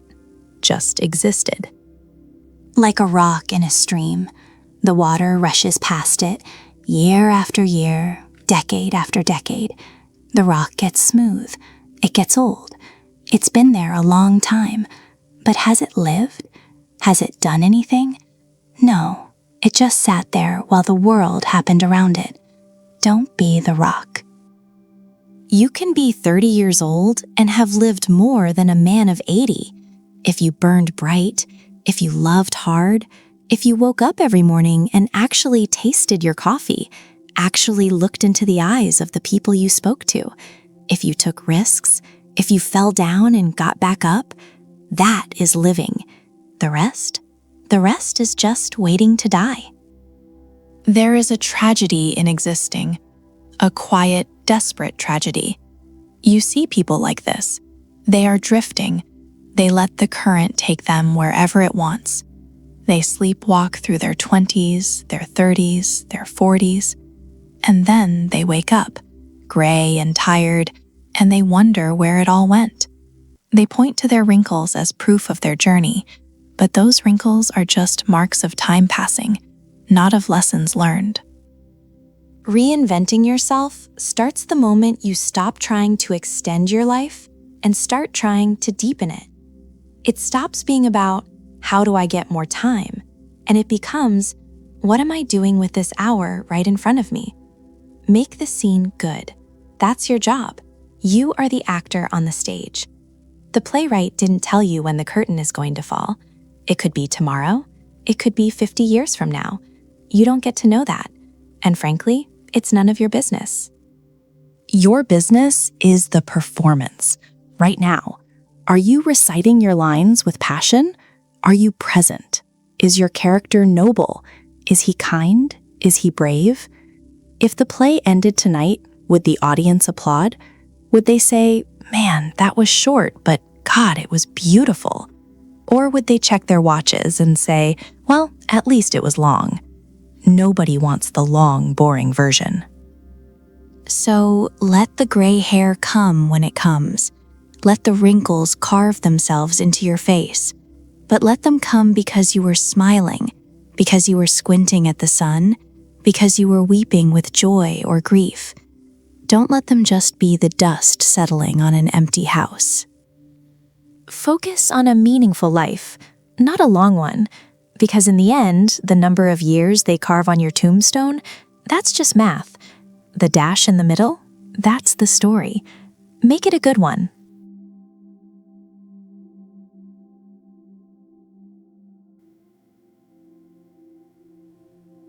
There was a man who knew silence better than anyone, Rumi. You might know his name. You might have seen his words on a screen, pretty and contained. But Rumi wasn't safe. He wasn't a man of gentle comforts. He started as a scholar, a man of prestige, a man of heavy books and serious robes, walking the path of the respected, the known, the solid. He was comfortable. He was someone. And then he met a wild, wandering stranger named Shams, and everything he knew caught fire. He didn't just change his mind. He let his old self die. The scholar became the lover. The preacher became the poet.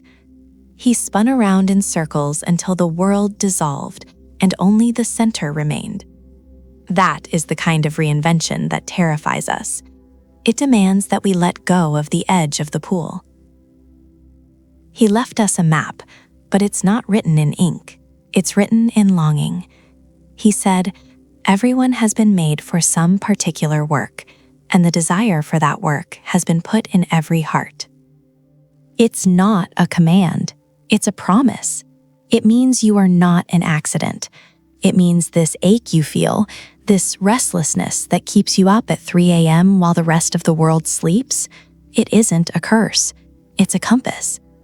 We try to numb the desire because it hurts. It hurts to want something you don't have. It hurts to feel out of place in your own life. So we bury it. We do the sensible work. We become the scholar because the scholar is safe. But the heart is a stubborn thing. It remembers what it was made for. Rumi tells us, let yourself be silently drawn by the stronger pull of what you really love. Silently. That's the key. It doesn't scream. The truth doesn't need to scream. It's gravity. You don't have to fight gravity. You just have to surrender to it. Think about how much energy you waste swimming upstream, trying to be what your parents wanted, what your bank account wants, what your ego demands. It's exhausting, isn't it? My God, it is so heavy. Rumi is asking you to stop swimming, just for a moment. Feel the current. That pull, that is the only thing that matters. When Rumi lost Shams, when he lost the person who woke him up, he didn't collapse into nothingness. He poured that grief, that longing, into poetry that has survived empires. He found his particular work in the breaking. He reinvented himself, not by adding more to his life, but by stripping away everything that wasn't true. So what is pulling you? Not what is pushing you. Pressure pushes, fear pushes, love pulls. What is the thing that makes time disappear? What is the work that feels like breathing? You don't have to force it. It's already there. It has been there since you took your first breath. The seed knows it's supposed to be a tree. It doesn't look at a flower and get jealous. It just grows. You have that same knowing inside you. Stop looking at the horizon. Look at the chess. The reinvention you want. It's not about becoming someone new. It's about finally remembering who you were before the world told you who to be.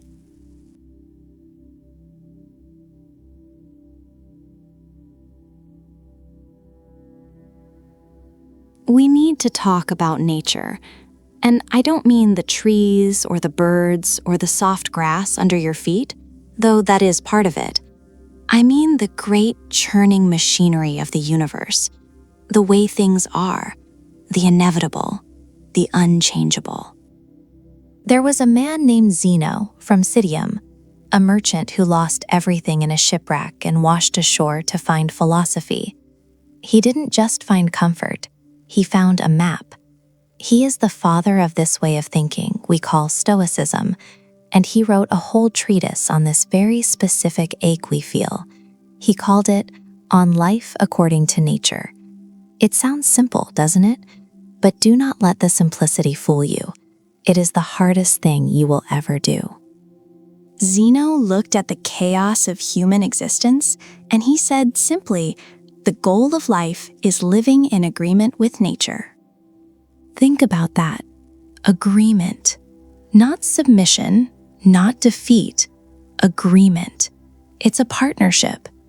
The Stoics understood something that we have forgotten in our modern arrogance. They understood that there are laws, not laws written on paper by kings or politicians. Those can be broken. I'm talking about the iron laws of existence: gravity, time, decay, death. The fact that people will misunderstand you. The fact that things will break. The fact that you cannot control the thoughts of another human being any more than you can control the orbit of the moon. We think we can break these laws. We think if we worry enough, if we stress enough, if we manipulate enough, we can change the outcome. But Zeno would tell you that the best strategy, the only strategy, is to live in accordance with them. Because going against these laws, it doesn't hurt the universe. The universe doesn't care. It hurts you. It breaks you. It's like kicking a stone wall because you're angry it's in your way. The wall remains, your foot is shattered. And yet, we keep kicking. Seneca, that wise old statesman who saw the absolute worst of human nature in the court of Nero, he understood this friction better than anyone. He stripped away all the academic language and put it in words that cut right to the bone. He said, "For good or for ill, life and nature are governed by laws that we can't change. The quicker we accept this, the more tranquil we can be." The quicker we accept this, that is the key. The lag time between the event and your acceptance of the event is where your suffering lives. That gap is where the pain is. You lose your job. That is a fact. That is nature taking its course. But you spend 3 months agonizing over why it happened, fighting the reality of it, wishing it were different. That is you fighting the law. That is you rejecting the nature of things. So when the Stoics talk about aligning ourselves with the natural order, they aren't telling you to be passive. They aren't telling you to lie down and die. They are telling you to stop wasting your energy on the impossible. There are things in this universe, vast, heavy things, and there are people in your life who are forces of nature in their own right. You cannot change them. You cannot control them. You cannot influence the sun to rise in the west. And the best habit you can build, the most powerful reinvention you can undergo, it is the habit of acceptance. Not begrudging acceptance, not bitter acceptance, but a wholehearted embracing of what is. As Seneca reminds us, this is the most reliable path, perhaps the only path, to tranquility and inner peace. Imagine the energy you would have if you stopped trying to hold back the tide. Imagine who you could be if you stopped arguing with reality. Seneca, in one of his beautiful letters to his friend Lucilius, paints this image that I want you to burn into your mind. It's an image of a river. We are all in this river. The current is strong and it is moving in one direction. It has been moving that way since the dawn of time, and it will keep moving that way long after we are dust. He says, if we follow nature, all is easy and unobstructed. But if we combat nature, our life differs not a whit from that of men who row against the current. See the man rowing against the current. Look at his face. He is terrified. His muscles are straining, his veins are popping, his lungs are burning. He is fighting with every ounce of his soul to stay in one place, or to go back to where he was. He is exhausted. He is miserable. He thinks he is making progress, but he is only making pain. He is fighting the river. Now, see the man who ships his oars. He turns his boat. He lets the water take him. He uses the current. He steers, yes. He avoids the rocks. He navigates the bends. But he does not fight the power that carries him. He is moving faster than the rower, and yet he is at peace. He is watching the scenery pass. He is calm. All is easy. All is unobstructed. This is what it means to reinvent yourself with philosophy. It means you stop rowing upstream. It means you look at your life, the losses, the heartbreaks, the grays in your hair, the chaotic world around you, and you say, "This is the river, and I will flow with it." It takes courage to stop fighting. It takes a terrifying amount of trust to lift your oars and let the current take you. But oh, the relief of it, the quiet that comes when you stop screaming at the wind and decide instead to set your sail.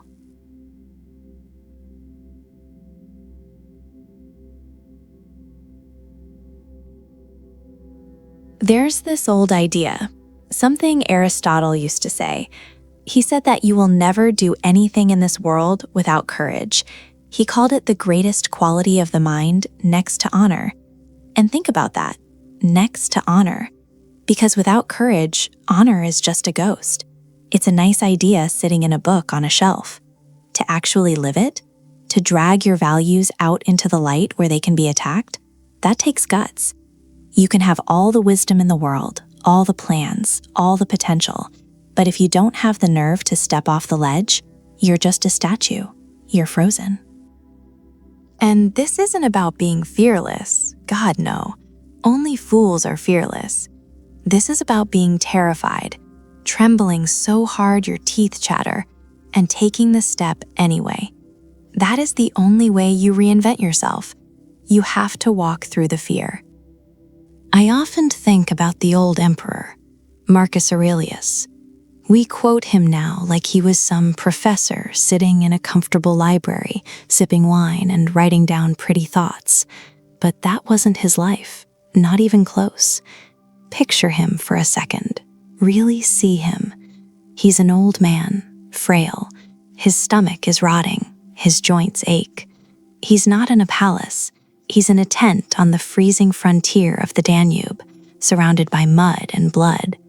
The Marcomanni are screaming at the gates.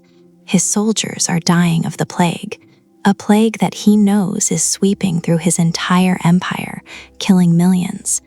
His wife? There are rumors she's unfaithful. His son?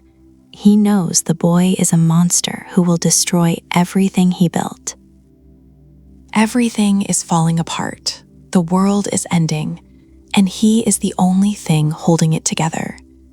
It would have been so easy to break. It would have been so easy to curl up in that tent and let the darkness take him, to become bitter, to become a tyrant, to run. But he didn't. Instead, he lit a lamp, dipped his pen in ink, and wrote to himself.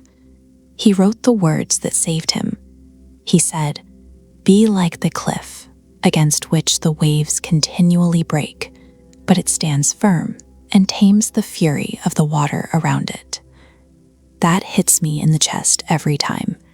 Be like the cliff. He wasn't telling you to fight the ocean. You can't fight the ocean. The ocean is life. It is fate. It is the loss of a job, the end of a marriage, the slow creep of age, the mistakes you've made that wake you up at 3 a.m. Those are the waves. They are relentless. They are furious. And they will come for you over and over again. If you try to punch the waves, you'll drown. If you run from them, they'll swallow you. The only way to survive is to stand. You plant your feet. You let the water crash against you. You let it spray your face. You let it cold soak you to the bone. You endure the violence of the moment, and you watch what happens. The cliff doesn't attack the water. It just stands there. And eventually, the water breaks. The fury is tamed. Not because the cliff is angry, but because the cliff is solid. That is what you need to become to reinvent yourself. You are building a new foundation, stone by stone. And while you build, the old world will try to wash you away. People will doubt you. You will doubt yourself. The waves of "who do you think you are?" and "it's too late for you" will crash against your chest. So be the cliff. When you feel like you can't take another hit, when the sorrow feels like it's going to pull you under, remember the old man in the tent. Remember that courage isn't a roar. Sometimes courage is the quiet voice at the end of the day saying, "I will try again tomorrow." It is standing firm when everything in you wants to run. It is taming the fury around you by refusing to let it enter your soul. You stand, you wait, and eventually the water recedes, and you are still there, stronger, weathered, real. That is the Stoic way. That is the only way.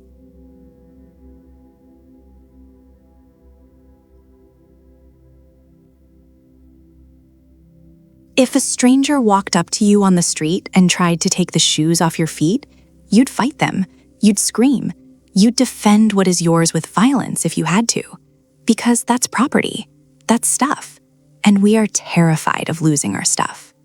But time? That's different.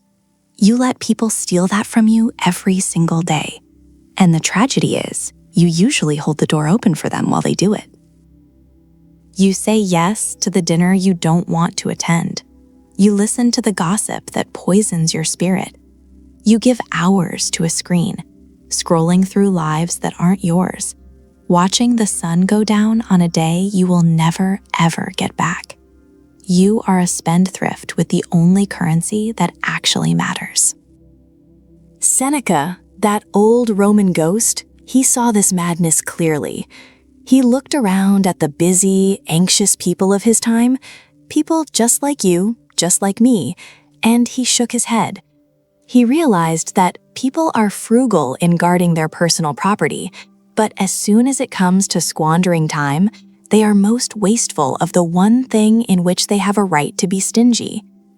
Think about that. The one thing in which you have a right to be stingy. It hits you hard, doesn't it? We act as if we have an infinite supply. We live as if we are destined to live forever, as if the river will never run dry. You act like you have 1,000 years to become the person you want to be, but you don't. You are fragile. You are temporary. The sand is running through the glass even while I'm speaking to you now, and once a grain falls, it doesn't go back up. So you want to reinvent yourself. You want to tear down the old structure and build something new, something beautiful. You can't do that if you are bankrupt. You can't build a new life if you've given away all your bricks. Reinvention requires a ruthless sort of greed. It demands that you look at your calendar, look at your obligations, look at the people draining your energy, and say, no, not politely, not with an excuse, but with the firm resolve of a man protecting his life savings, because that is exactly what you are doing. You have to start hoarding your hours. You have to become miserly with your moments. It sounds cold, I know.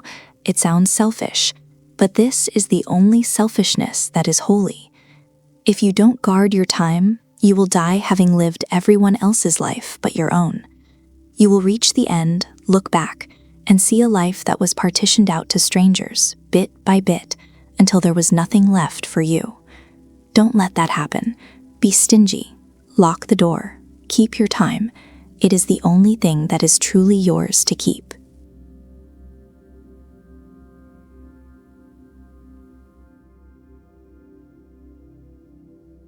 There's an old voice that echoes through the halls of history, a man named Epictetus. He spoke to a student Arian, but really he's speaking to you, to me. He understood that friendship isn't just about passing time. It isn't about convenience or pleasure or finding someone to sit with in the dark just so you aren't alone. It's far more dangerous than that, and far more beautiful. He said, simply, the key is to keep company with people who uplift you, whose presence calls forth your best. Pause on that for a second. calls forth your best. It sounds like a summoning, doesn't it? Because it is. The people you let into your circle, the ones you break bread with, they are either fueling your fire or dousing it. There is no middle ground. You need people who look at you and see the giant sleeping inside the dwarf. People who demand, just by being there, that you rise. Motivation isn't just a poster on a wall. It's the eyes of a friend who expects you to be greater than you were yesterday. That's the environment where a soul thrives. But there is a shadow side to this, a heavy, suffocating side. We like to think we are fortresses, immutable, unchangeable, but we aren't. We are porous, we leak, we absorb. You walk through a room of smoke, you're going to smell like smoke. You walk with the cynical, the bitter, the ones who have given up, you will start to carry their limp. It's not a judgment on them, it's just physics, spiritual physics. Epictetus saw this contagion. He warned us about the subtle, creeping infection of a negative spirit. He said, "Other people's views and troubles can be contagious. Don't sabotage yourself by unwittingly adopting negative, unproductive attitudes through your associations with others." Unwittingly. That's the scary part. You don't choose to become bitter. You don't sign up for pessimism. It just seeps in. It enters your subconscious while you're busy laughing at a joke or complaining about the weather. You adopt their fears. You inherit their limitations. You start seeing the world through their cracked lenses, and suddenly, your reinvention stops. You're trying to run a marathon with an anchor tied to your waist, wondering why your legs feel so heavy. So you have to be ruthless, not cruel, but careful. Guard the gates of your soul. If you are truly trying to be born again, to make something new of this life, you cannot surround yourself with the architects of the old one. You cannot surround yourself with people who are comfortable with your mediocrity.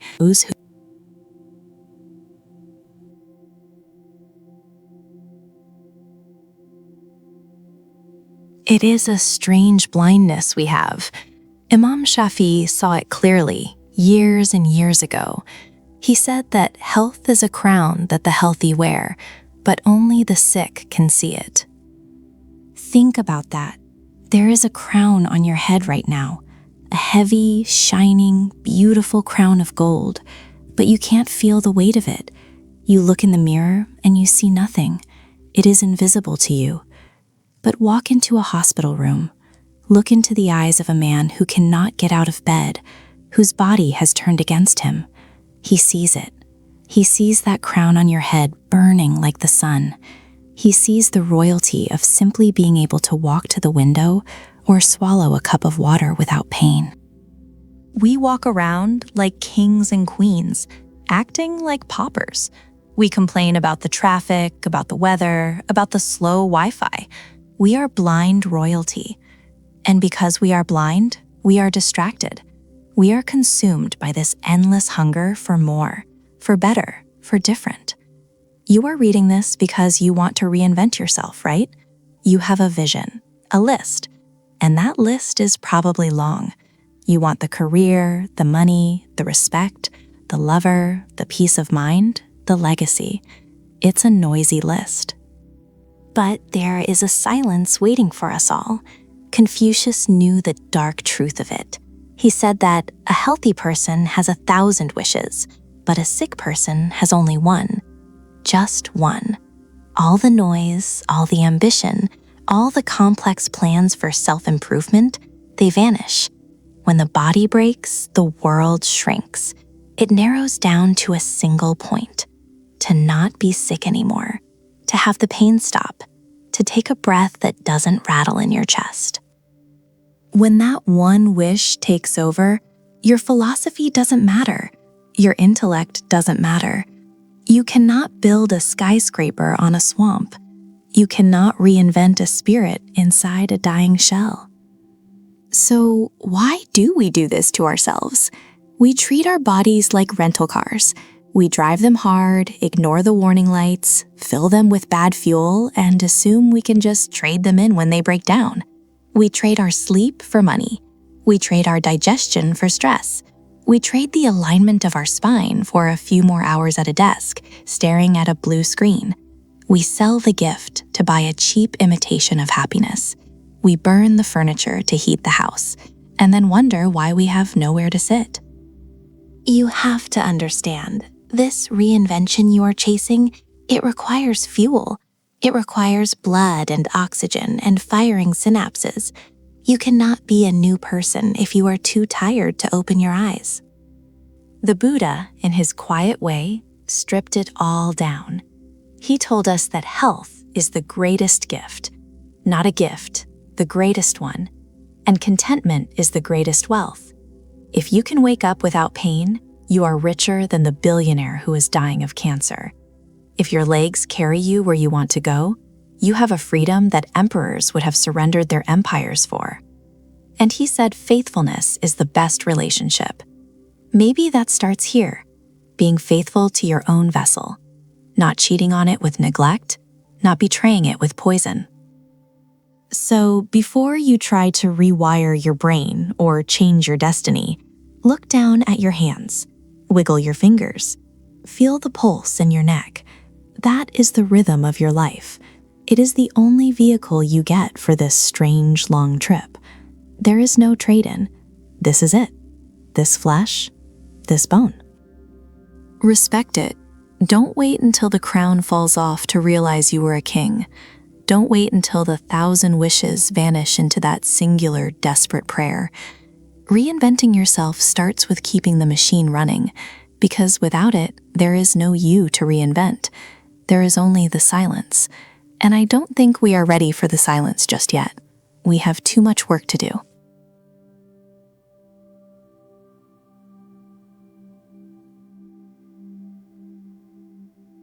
They whisper his name like a curse. Machiavellian. To us, it means a schemer, a liar, a snake in the grass waiting to strike. We dismiss him as a teacher of evil, a man who corrupted the souls of kings. But that's too easy, isn't it? It's too simple. We hate Niccolo Machiavelli not because he lied to us, but because he was the only one brave enough to tell us the truth. The ugly, unvarnished, bloody truth. He held up a mirror to the world, and we didn't like the reflection. You see, most of us walk through life wearing blindfolds. We navigate by how we wish the world was. We want people to be good. We want the universe to be fair. We want the path to be paved with gold. But Niccolo, he sat in his exile, wearing his muddy clothes by day and his royal robes by night, and he wrote down a hard reality.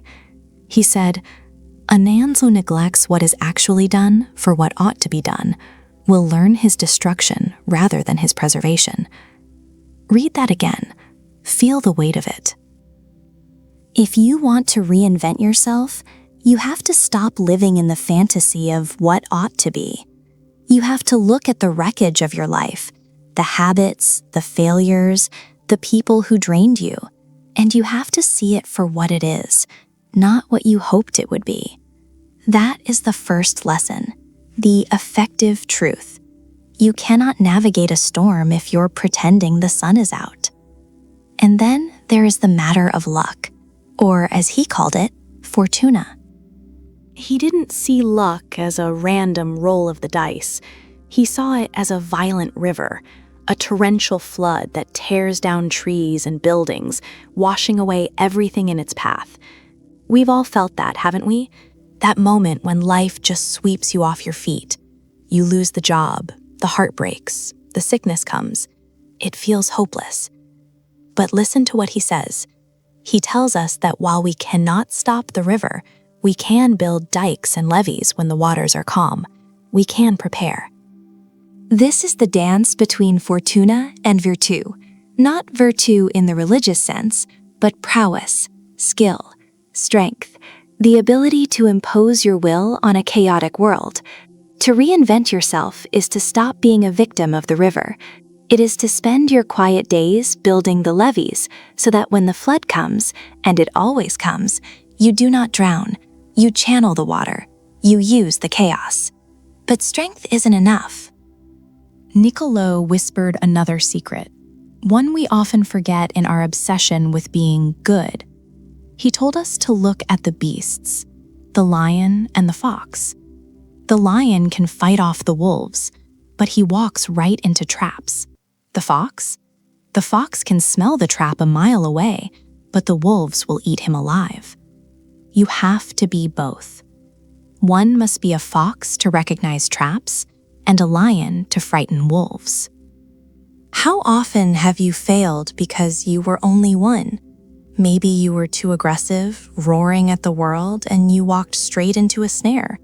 Or maybe you were too clever, overthinking everything, too weak to defend your ground when the wolves circled.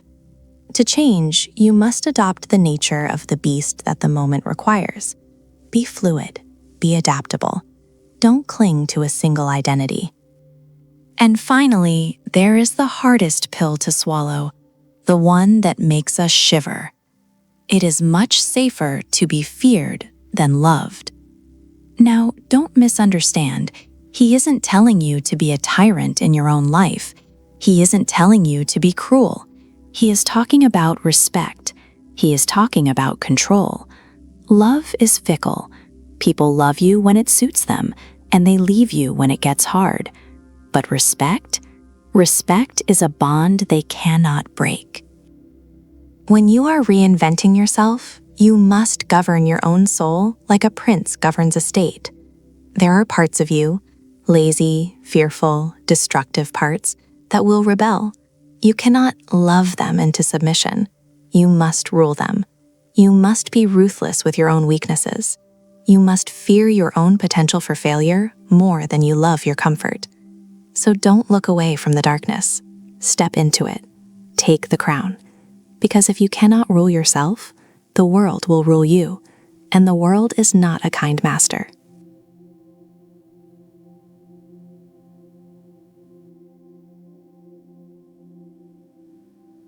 There was a man who saw this coming, a mad, brilliant soul who stared so deep into the abyss that the abyss started looking back at him. Friedrich Nietzsche. He didn't come to comfort us. He came to shake us awake. He told us the hardest truth we ever had to hear. He said, God is dead. God remains dead, and we have killed him. Now, don't get lost in the theology of it. He wasn't just talking about religion. He was talking about the anchor, the safety net. He meant that the universal why, the thing that gave our suffering meaning, the thing that told us right from wrong, it's gone. We severed the cord.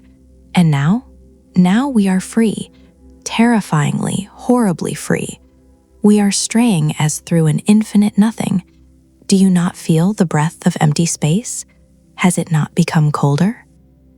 So here you are, reinventing yourself. But you're trying to build a house on quicksand because there is no foundation anymore. Nietzsche knew this would break most of us. He knew we'd scramble for cheap substitutes. Money, politics, distractions, anything to numb the silence. But he also saw a way out. A hard, steep path. The way of the Übermensch, the overman. It sounds grand, doesn't it? Like a comic book hero, but it's not. It's a terrifying demand. Nietzsche said man is a rope tied between beast and overman, a rope over an abyss. That is you, right now. You are that rope. It is a dangerous going across, a dangerous wayfaring, a dangerous looking back, a dangerous trembling and halting. Most people stop. They freeze in the middle of the tightrope. They look down, get dizzy, and cling to the rope for dear life. They refuse to change. But to reinvent yourself, truly reinvent yourself, you have to keep walking. You have to be willing to leave the human part of you behind, the part that wants comfort, the part that wants to fit in, the part that begs for pity. The overman isn't something you find. And this is where it hurts. This is the part nobody tells you about changing your life. It's violent. It's destructive. You think you want to be better, but are you willing to destroy who you are to get there? Nietzsche asked the question that keeps me up at night. You must be ready to burn yourself in your own flame. How could you rise anew if you have not first become ashes? Think about that. Ashes. You have to burn down the old structures, the habits, the beliefs you borrowed from your parents, the insecurities you picked up in school. You have to put them in the fire. You have to be the sculptor and the marble at the same time. And let me tell you, being the marble hurts. You are the one striking the chisel, and you are the one being chipped away. It requires a kind of love that we aren't used to. Amor Fati, love of fate. Not just tolerating your life, but loving it, all of it. The pain, the mistakes, the crashing failures. You have to look at your past, the very things you are trying to run away from, and say, yes, this too. I wanted this. Because if you can't love the stone, you can't carve it. You have to become the author of your own values. No more looking up to the sky for permission. No more looking to society for validation. You look inward. You become the judge, the avenger, and the victim of your own law. It's lonely. God, is it lonely? The higher you climb, the stronger the wind blows. But the view is yours alone.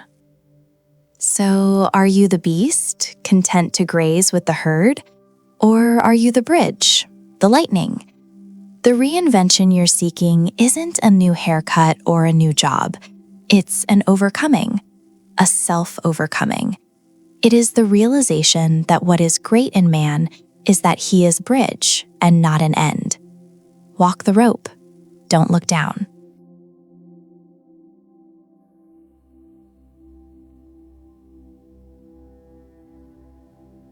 There is an old story. It's ancient, actually, carved out of words by Plato thousands of years ago. But he wasn't writing history. He was writing a biography of you. He called it the Allegory of the Cave, and it's the most terrifying, beautiful map for reinventing yourself that has ever been drawn. Here is the situation. There is a cave, deep underground. Inside, there are prisoners. They've been there since childhood, legs shackled, necks chained so they can't turn their heads. All they can see is the cold stone wall in front of them. They cannot see themselves. They cannot see each other. Behind them, high up, a fire is burning. And between the fire and the prisoners, there is a walkway where people pass by, carrying objects, statues of men, animals, stone, and wood. The fire casts shadows of these objects onto the wall in front of the prisoners. And the prisoners? They watch the shadows. That is their whole life. They name the shadows. They predict which shadow will come next. They honor the man who is quickest to spot a passing shape. To them, the shadows are the truth. They are the world. If a shadow passes and a voice echoes off the wall, they believe the shadow spoke. They don't know there is a fire. They don't know there is a sun outside. They are comfortable in their chains because they don't know they are chains.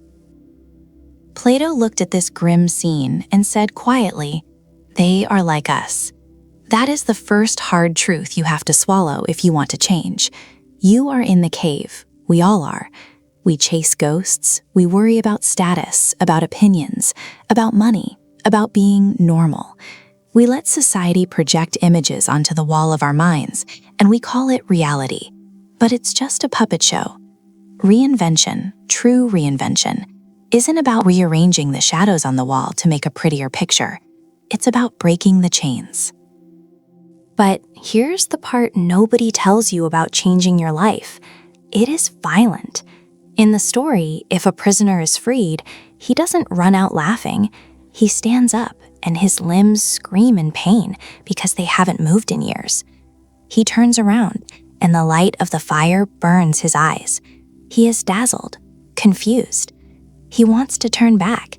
The shadows were softer. The dark was easier. Plato says this man must be compelled, dragged even, up the rough, steep path out of the cave. And when he finally stumbles out into the sunlight, he is blind. The reality is too much. It's searing. He hates it.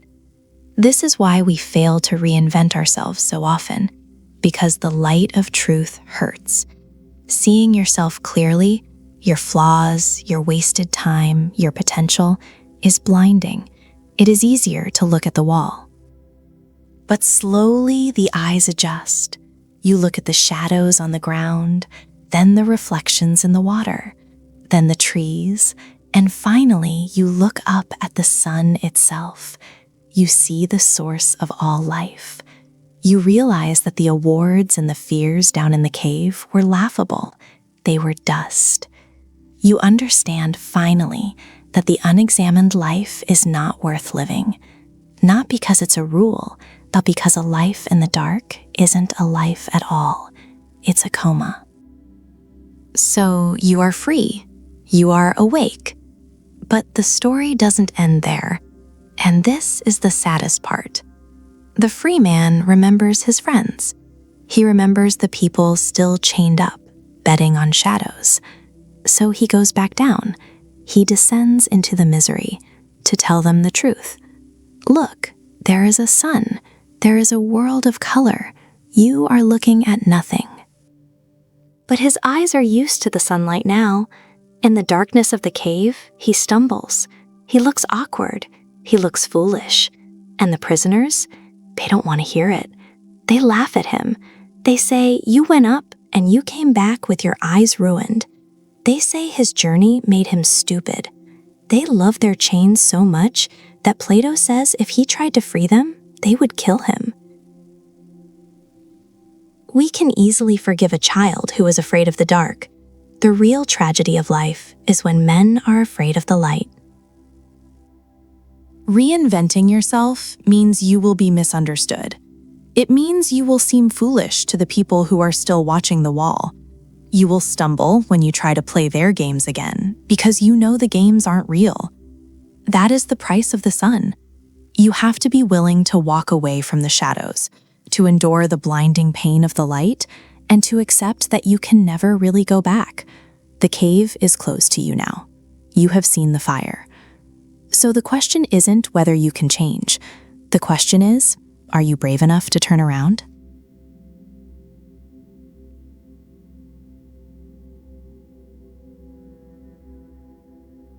How do you rebuild a house when the foundation is shaking? You can't. You have to stop the shaking first. There was a man who understood this long ago, a man named Epicurus. Now, people get him wrong. They hear his name and think of gluttony, excess, feasts and wine and losing yourself in pleasure. But they didn't listen. They didn't hear him. He wasn't chasing the high. He was chasing the quiet. He knew that the greatest pleasure isn't in having more. It's in the absence of pain, the absence of fear. He called it Ataraxia. It's a beautiful word, isn't it? Ataraxia. It means untroubled. It means a mind like a still pool of water, where the storms can rage on the outside, but the surface remains glass. Freedom from anxiety. That is the first step of reinvention. You have to clear the noise. Epicurus, he didn't build a school in the middle of the city.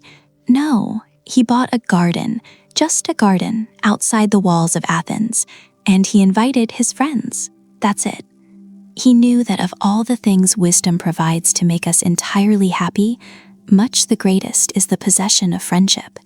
He sat there, under the olive trees, and he looked at the madness of the world, and simply opted out.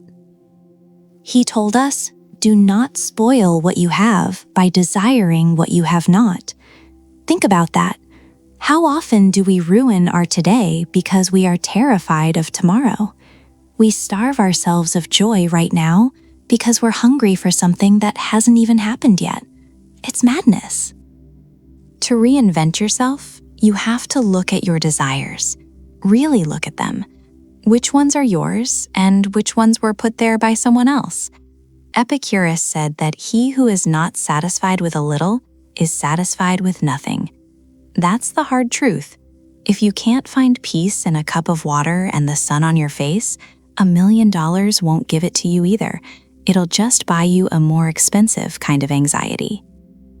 So, how do we do it? How do we find this ataraxia? We start by stripping away. We stop fearing the things that don't matter, even death. He had this way of looking at the end so simple it cuts right through the fear. He said, "Why fear death? It is nothing to us. For when we are, death has not come. And when death is come, we are not. If you are here, you are alive. If you are gone, you feel nothing. So there is only life. There is only this moment." Reinvention isn't about becoming a new you with a better job and a shinier car. That's just painting over the rust. Reinvention is about becoming a fortress. It's about retreating into your own garden. It's realizing that the only things you truly need are natural and necessary. A warm bed, a full belly, a friend to talk to, peace of mind. Everything else is just noise. And you have the power to turn the volume down. You have the power to step out of the race, to sit in the garden, to breathe. And finally, for the first time in a long time, to simply be.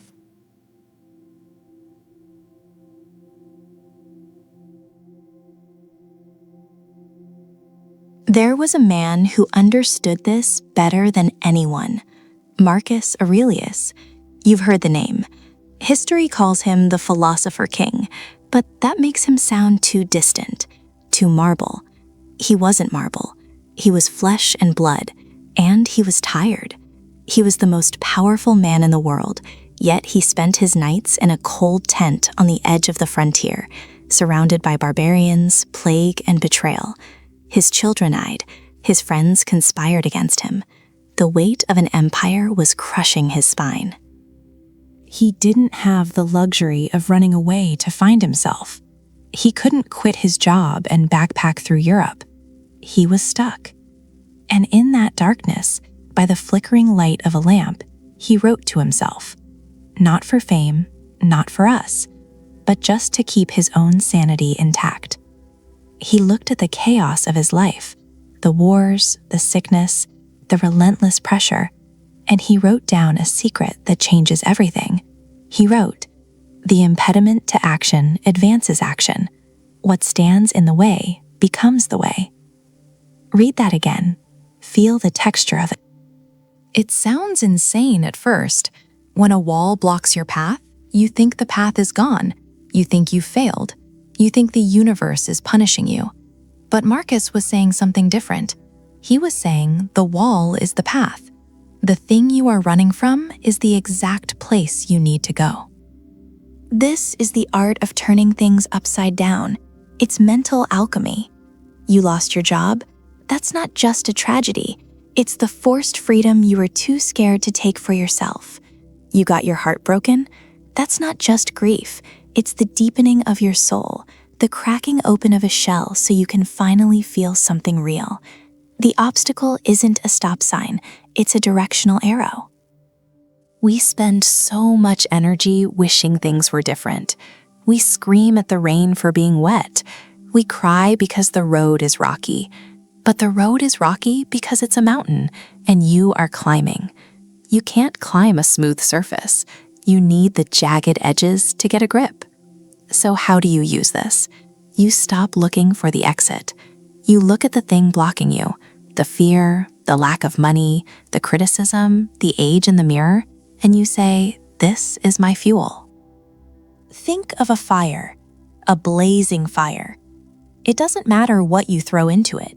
You can throw in dry wood, or you can throw in rotting garbage. You can throw in polished furniture or old rags. The fire doesn't care. It consumes it all. It turns everything into heat and light. The obstacle is just fuel. The bigger the obstacle, the brighter the fire. You want to reinvent yourself? Stop trying to dodge the bullets. Catch them. Let the difficulty shape you. If you are stuck, use the stuckness to learn patience. If you are weak, use the struggle to build strength. If you are alone, use the silence to find your own voice. Don't wish for an easier life. That's a child's wish. Wish for the strength to endure a hard one, because the impediment to action advances action. The thing that is in your way is the way. And once you see that, really see it, nothing can ever stop you again. You become inevitable.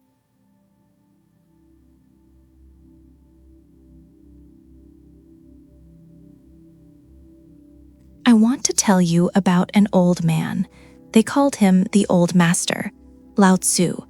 He walked the earth a long, long time ago, back when the world was quieter, but the human heart was just as loud, just as confused. He didn't care for the noise.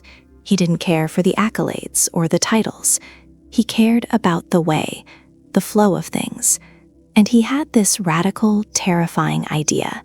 He said that maybe, just maybe, the reason you feel so stuck is because you are trying so damn hard to move. He called it Wu Wei, effortless action. Now, don't get me wrong. This isn't about laziness. It's not about lying down and letting the weeds take over your garden. It's deeper than that. It's about the difference between swimming upstream and floating with the current. You see, nature never rushes. Have you ever seen a tree straining to grow? Does the grass grunt and groan as it pushes through the soil? No, nature does not hurry, yet everything is accomplished. It just happens, it unfolds. But us, we rush, we force, we panic. We think if we aren't sweating, we aren't changing. Lao Tzu would laugh at that. A gentle, wheezing laugh. He would point to the water. That was his favorite teacher. Water. It's the softest thing in the world, isn't it? You can't grasp it. It yields to everything. But give it time, give it enough time, and that soft, yielding water will cut right through rock. It creates canyons. It moves mountains. Not by force, but by persistence, by being exactly what it is. So you want to reinvent yourself? Good. But stop trying to be a rock. Be the water. Think about your mind right now. It's probably a mess. Thoughts swirling like mud in a glass. You're shaking the glass, trying to clear it up, trying to fix your thoughts. But do you know what the old master said? He asked, do you have the patience to wait until your mud settles and the water is clear? Can you remain unmoving until the right action arises by itself?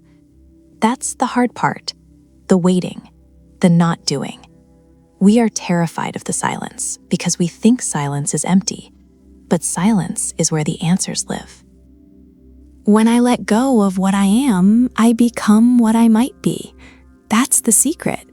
You are holding on so tight to this identity, this you that you think you have to protect. You're defending a fortress that's already crumbling. Let it crumble. Let go. Reinvention isn't about adding more layers. It's not about buying a new wardrobe or learning a new language or forcing yourself to wake up at 4 a.m. because some guru told you to. That's just decoration. True reinvention is subtraction. It's about chipping away the mud to find the statue underneath. It is returning to the uncarved block. Who were you before the world told you who you were supposed to be? Go back there. It feels dangerous, I know, to stop fighting, to stop steering the ship and just let the wind catch the sails. But control is an illusion anyway. You never really had it. You were just exhausting yourself pretending you did. The old master taught that the rigid tree snaps in the storm, but the bamboo bends. It bows down to the wind, and when the storm passes, it stands tall again. It survives because it yields. So be like the bamboo. Be like the water. Stop declaring war on your own life. You don't need to burn everything down to start over. You just need to align. A journey of 1,000 miles begins with a single step. Not a leap, not a sprint, just a step. And sometimes that step is just standing still long enough to remember where your feet are. Reinventing yourself isn't something you do, it's something you allow.